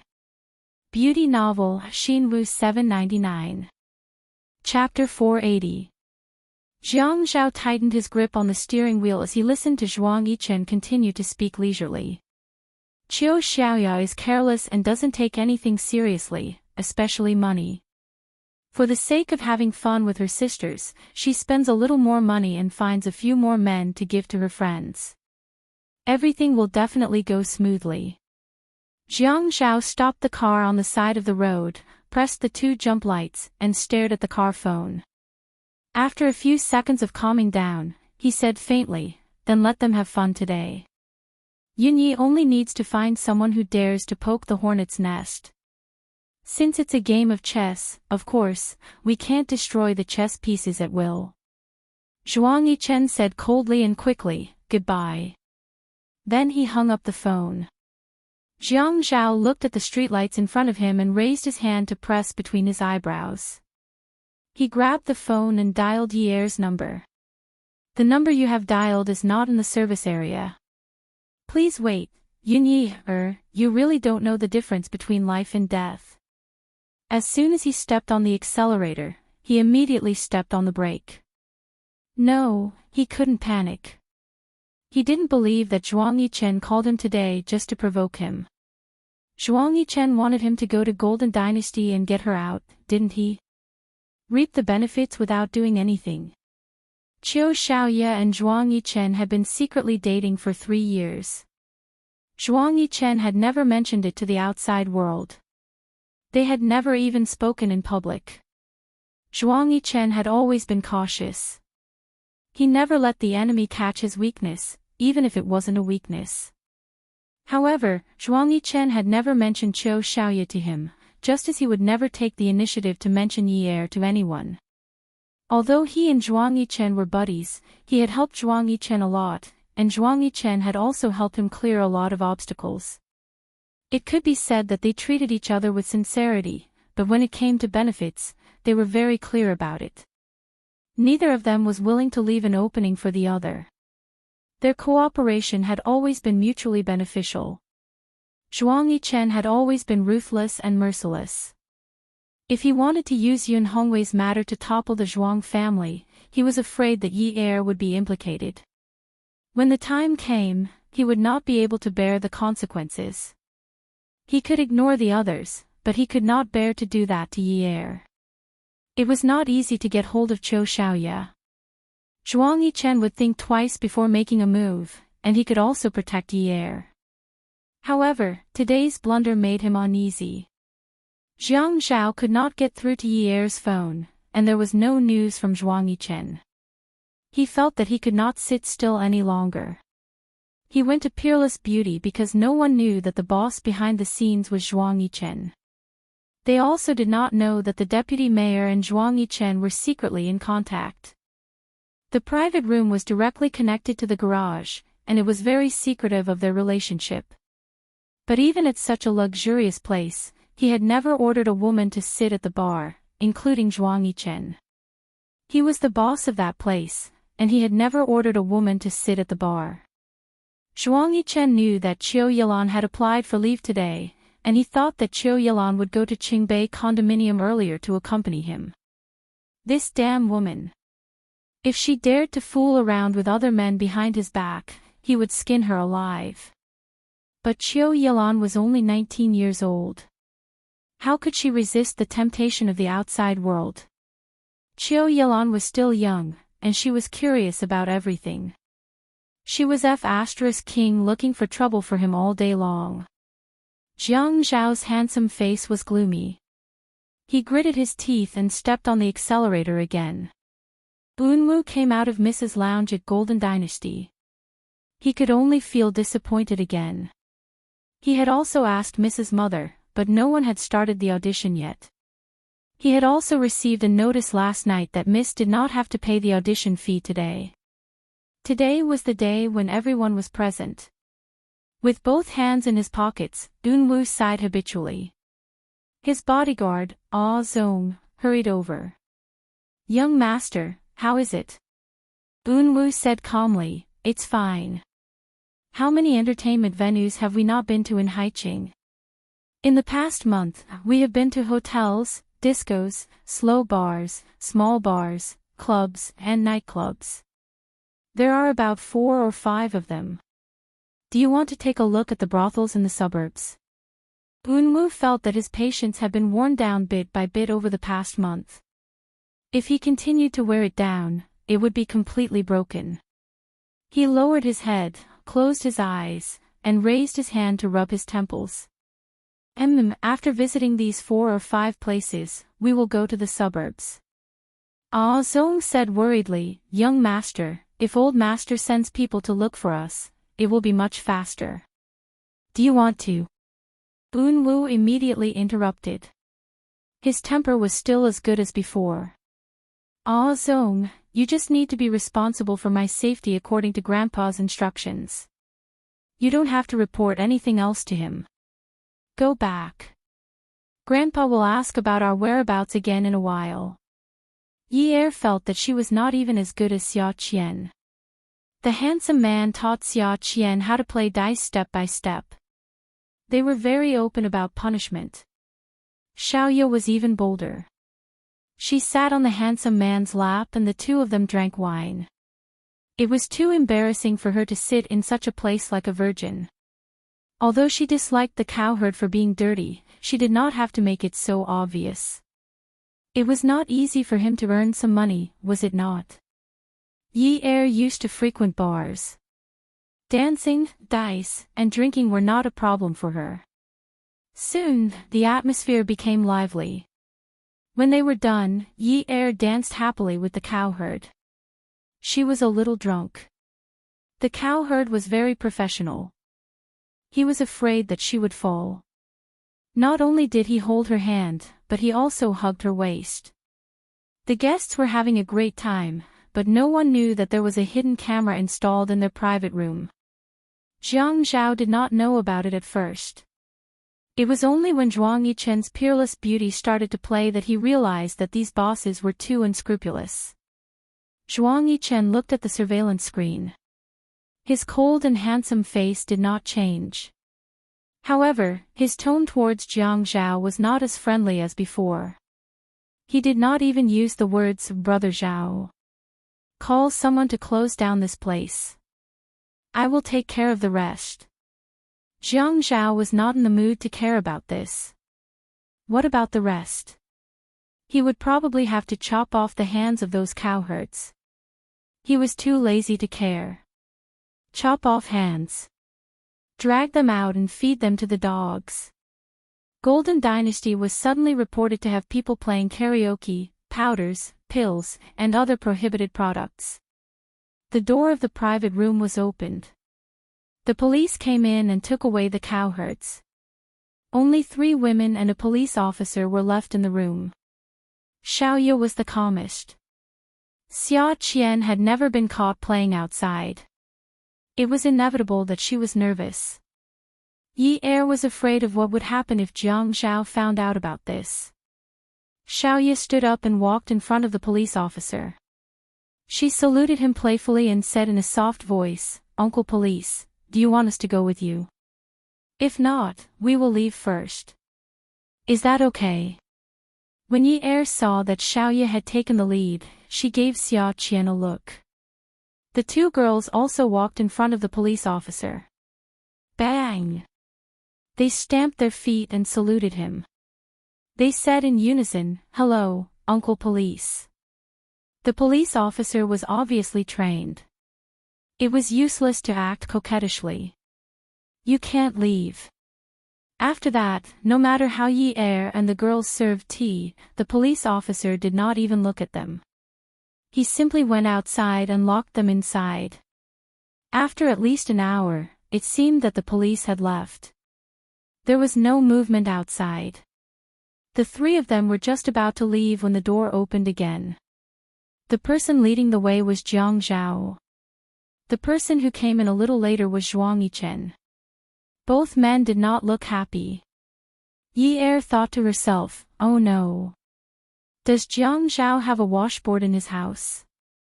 But when Jiang Zhao came in, he did not walk towards her. Instead, he walked towards Xiaoya. He stood still and said coldly, Miss Chiu is considered a big sister here. Shouldn't you be a good role model for the kids? Are you trying to learn bad things from your sister? Xiaoya bowed to Jiang Zhao and stood up straight. She smoothed her short hair and said with a smile, thank you, Mayor, for your advice. In front of Yi Er was Zhuang Yichen's tall figure. He looked at her coldly and said, you are so young and you already know how to be bad. I wonder what you will become when you grow up. Yi Er sighed. Why was this man at odds with her? If he did not want to kill her, he would scold her. She straightened her back and raised her chin proudly. I have already grown up. I am 19 years old. The luckiest one was Xia Qian. No one cared about her. Yi Er felt strange. Why did Jiang Zhao not scold Sister Xiaoya? Even if he wanted to scold her, he should be scolding the main culprit, Xia Qian. Why did Zhuang Yichen and Jiang Zhao not know their priorities? Yi Er avoided everyone's gaze. When she got into Jiang Zhao's car, her beautiful eyes were smiling as she called out sweetly, Ah Zhao. Jiang Zhao started the car and warned himself not to do anything rash outside. Yun Yi, you are very bold now. No, Xia Qian insisted on experiencing life. Jiang Zhao had a faint smile on his face, but there was no trace of a smile in his eyes. Shirk responsibility. You are getting better. Yi Er looked at Jiang Zhao and became even more afraid. It's really not that. I am not lying to you. Didn't you ask me to find a way to get to know Sister Xiaoya? I went with them for the sake of PR. Jiang Zhao suddenly turned the steering wheel and pulled the car to the side. He stepped on the brake so hard that Yi Er almost hit her forehead. Jiang Zhao's voice became louder. I asked you to get to know Xiaoya. Did I ask you to learn how to be a gigolo? Yi Er could not care less. She buried herself in Jiang Zhao's arms and refused to come out. Okay. Go ahead and scold me. I know I am going to die today. Just scold me to your heart's content. I am already very grateful that you didn't scold me there just now. Jiang Zhao felt that it was too difficult to communicate with this woman. He reached out and held her face in his palm. He pinched and lifted her head, forcing her to look straight into his eyes. Yi Er looked at him and couldn't help but tremble. He was like this when he was extremely angry. His eyes were filled with viciousness and coldness, and his facial features were especially stiff. Looking at him, his lips were opened and closed in anger. Scolding you in front of outsiders. Then everyone will come and see how pathetic you are after I scolded you. Everyone will laugh at you. Am I crazy? Isn't humiliating my own woman the same as slapping my own face? Do you think I haven't been humiliated enough? Yi Er's heart suddenly jumped. What did he say? In front of outsiders. His woman. Wasn't she an outsider? Come and see, Xinwu 799. Chapter 481. She lowered her chin and her lips landed on his palm. She kissed him gently, her soft tongue licking his cleavage. Then she held his hand and placed it on her face. She said softly, Ah Zhao, I really didn't do it on purpose. I didn't go overboard, I just danced a little. At first, I didn't like him. He's not as handsome as you, and he's not as manly as you. We're not on the same level. At that time, I saw that Sister Xiaoya and the others were having so much fun and felt that it wasn't easy for them to earn some money. I was afraid that they would think too much, so I did a good deed. I'm still young, and I've never played this kind of game before. Just treat it as my first offense. Don't blame me. A great man doesn't hold a grudge against a petty person. Forgive me, okay? I promise you, there won't be a next time. Yi Er only knew that Jiang Zhao liked docile girls. In any case, whenever there was a slight dissatisfaction or annoyance, she would use this kind of coquettish method to please him. Usually, she would be able to get away with it. It was just that she had to put in more effort to please him in bed. The small mouth in his palm kissed him, as if a small pet was licking his palm gently. It was wet and itchy. It was so numb that his pores stood up and his back stiffened. His big and small brains were filled with charming and gentle scenes. His rationality was about to collapse in this car. Sometimes, when he thought about it, it was better to do business openly. If someone took a picture of him having sex in the car, then so be it. It didn't matter. It seemed like the saying that if one were to die under a peony, one would still be a romantic ghost. Fortunately, his self-control was strong enough. Otherwise, he would definitely tear off the layer under her skirt, pull her over and press her down on his body, and push her hips back and forth. He started the car and pretended to be calm. Don't think that this matter is over. I know, it doesn't count. When we get back, you can punish me however you want tonight, okay? You're the one who said it. Yi Er thought that this matter was finally over. She nodded like a chick pecking at rice. Yes, yes, I promise I won't go back on my words. When they got home, Jiang Zhao calmed down from the wind. The moment they entered the house, he threw Yi Er into the bathroom to take a shower.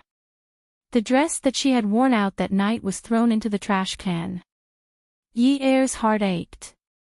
Although she had a lot of new clothes now and they were all bought by Jiang Zhao, she still couldn't bear to part with them. After that, Jiang Zhao flipped Yi Er over so that his back was facing him.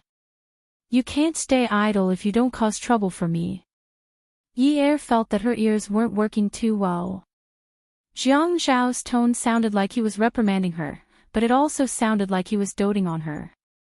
Feeling the numbing kiss on her back, Yi Er couldn't help but gasp. Sorry. Jiang Zhao only hated when this woman would learn more. She was much more experienced than her peers, but once she fell into the hands of a scheming person, she was like a little white rabbit, waiting to be slaughtered. At that time, he was afraid that she would talk too much because she was young, so he didn't tell her about the relationship between Qiu Xiaoye and Zhuang Yichen. He didn't expect that this relationship would still be exposed. What if Zhuang Yichen warned Qiu Xiaoye not to let them interact with each other?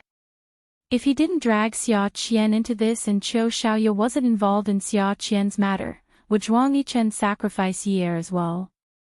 But with Zhuang Yichen's suspicious personality, it seemed like he wouldn't tell anyone about himself. If he told Qiu Xiaoye to be wary of Yi Er, then it would be obvious that he was telling Qiu Xiaoye something obscure. Qiu Xiaoye had been with him for so many years, so it would be easier for her to understand him. Yi Er suddenly remembered something. She flipped over and sat up. She looked at Jiang Zhao in surprise. Sister Xiaoye is Zhuang Yichen's woman. Jiang Zhao pulled Yi Er into his arms again. You're not too stupid. Yi Er said, oh. No wonder Jiang Zhao and Zhuang Yichen were so similar. Did they feel that it was embarrassing to scold their own woman in front of outsiders? Did they think that scolding someone else's woman was enough to vent their anger? What a freak. But she could say that Zhuang Yichen was a freak, but she didn't dare to say that this man was a freak. Because she couldn't afford to be hurt. I was wondering what I did to offend him. Did he think that I was the one who took Sister Xiaoye to fool around? I feel so wronged. Xia Qian was the one who suggested this. She said that she wanted to experience life so that she could have a deeper understanding of society. Jiang Zhao curled his finger and knocked Yi Er on the head. Seeing Yi Er frowning, he rubbed her head. Anyway, no matter who's right or wrong, you should reflect on yourself. But don't mention anything about them to anyone. It seems like Xia Qian doesn't know either. From now on, you must learn to stuff everything you see or hear into your stomach. Otherwise, Zhuang Yichen might find a chance to kill you in the future since he didn't kill you last time. Yi Er hurriedly covered her mouth and pretended to be frightened as she burrowed into Jiang Zhao's arms. She knew that Jiang Zhao would never let Zhuang Yichen do that. She also knew that Jiang Zhao liked her to be this way. He liked her to be a little weak, a little stupid, and a little innocent. So, she had been acting the way he liked. She had to get him. Her goal wasn't just to get her brother, she also wanted her father to be released from prison safely. So, if she wanted him to continue caring about her matters, she couldn't let him lose interest in her. Ah Zhao, you like me, don't you? Yi had been waiting for the man's deep and mellow voice, but all she heard was even breathing beside her ear. But this kind of breathing, in her ears, meant that he didn't want to answer her stupid question and chose to pretend to be asleep, leaving her with a way out. To Jiang Zhao, he liked a life with rules and regulations, and it was best if these rules and regulations were set by him. Even if he didn't set them, he would use his own methods and abilities to achieve a tacit understanding. His philosophy had always been that only the strong could work with him. For example, Zhuang Yichen had a strong background and abilities, and he was calm and wise. When working with someone like that, he could get twice the results with half the effort and wouldn't lower his own standards. But when it came to women, he liked gentle, pleasant, generous, and decent women. That way, he could lower his guard and feel more relaxed when interacting with them. His original intention wasn't to remove all of Yi Er's thorns. It was just that in the beginning, because of her stubbornness, he had conquered her out of revenge and suppressed her perverse personality. But Yi Er was someone who knew how to survive. In different environments, she could always find a way to live that suited her. Jiang Zhao felt that Yi Er was very sensible. Sometimes, this kind of precociousness made people feel bad. He always wondered if he should treat her a little better. She was still so young, but she followed him like this. Yi Er was woken up in the middle of the night by the tossing and turning. Her instincts told her that Jiang Zhao was awake again and was definitely going to do something big with her. In her days, she just habitually catered to him. Her two legs wrapped around his waist, and with her eyes closed, she hooked her arms around his neck. Then, she raised her head to find his mouth to kiss. Slap. Her butt was slapped so hard that even Zhou Gong was scared away. She opened her eyes wide and looked at Jiang Zhaojing, who was lying on top of her. What was going on? He didn't strip her naked like before. Instead, he wore a shirt around her neck. Little fox, I say, you haven't reached the age of a wolf yet. Why are you so thirsty? Jiang Zhao lifted Yi Er's arm and stuffed it into his sleeve. He smiled mischievously. Little fox, do you want it again? Yi Er was stunned. Just as she was about to speak, her other arm was stuffed into her other sleeve. He pulled her shirt down and said, Why are you so addicted now? How did you spend Friday to Sunday? Yi Er buried her face in the blanket. She was so ashamed that she thought Jiang Zhao wasn't satisfied when he helped her put on her clothes. What are you talking about? I thought you were. Jiang Zhao pulled Yi Er out. What about me?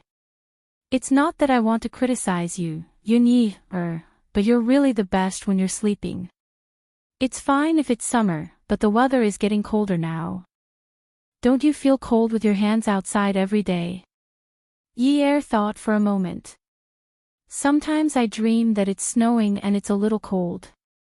I just can't find a place to hide. He pulled her into his arms again. It's impossible for you to change this habit. Remember to wear long sleeves when you sleep at night. I got someone to buy you a few. You can bring 2 back this week. Why are you so good to me? I've said it before. I can't mistreat you when you're with me. There are many things that I can't think of that you can mention to me. Anything is fine. Jiang Zhao felt that it was quite dangerous to be with Yi Er like this. He wasn't a stingy man. He would give whatever he could to a woman who had a physical relationship with him. But Yi Er never took the initiative to ask for it. When he bought clothes for her, she would wear them. When he gave her jewelry, she would accept it.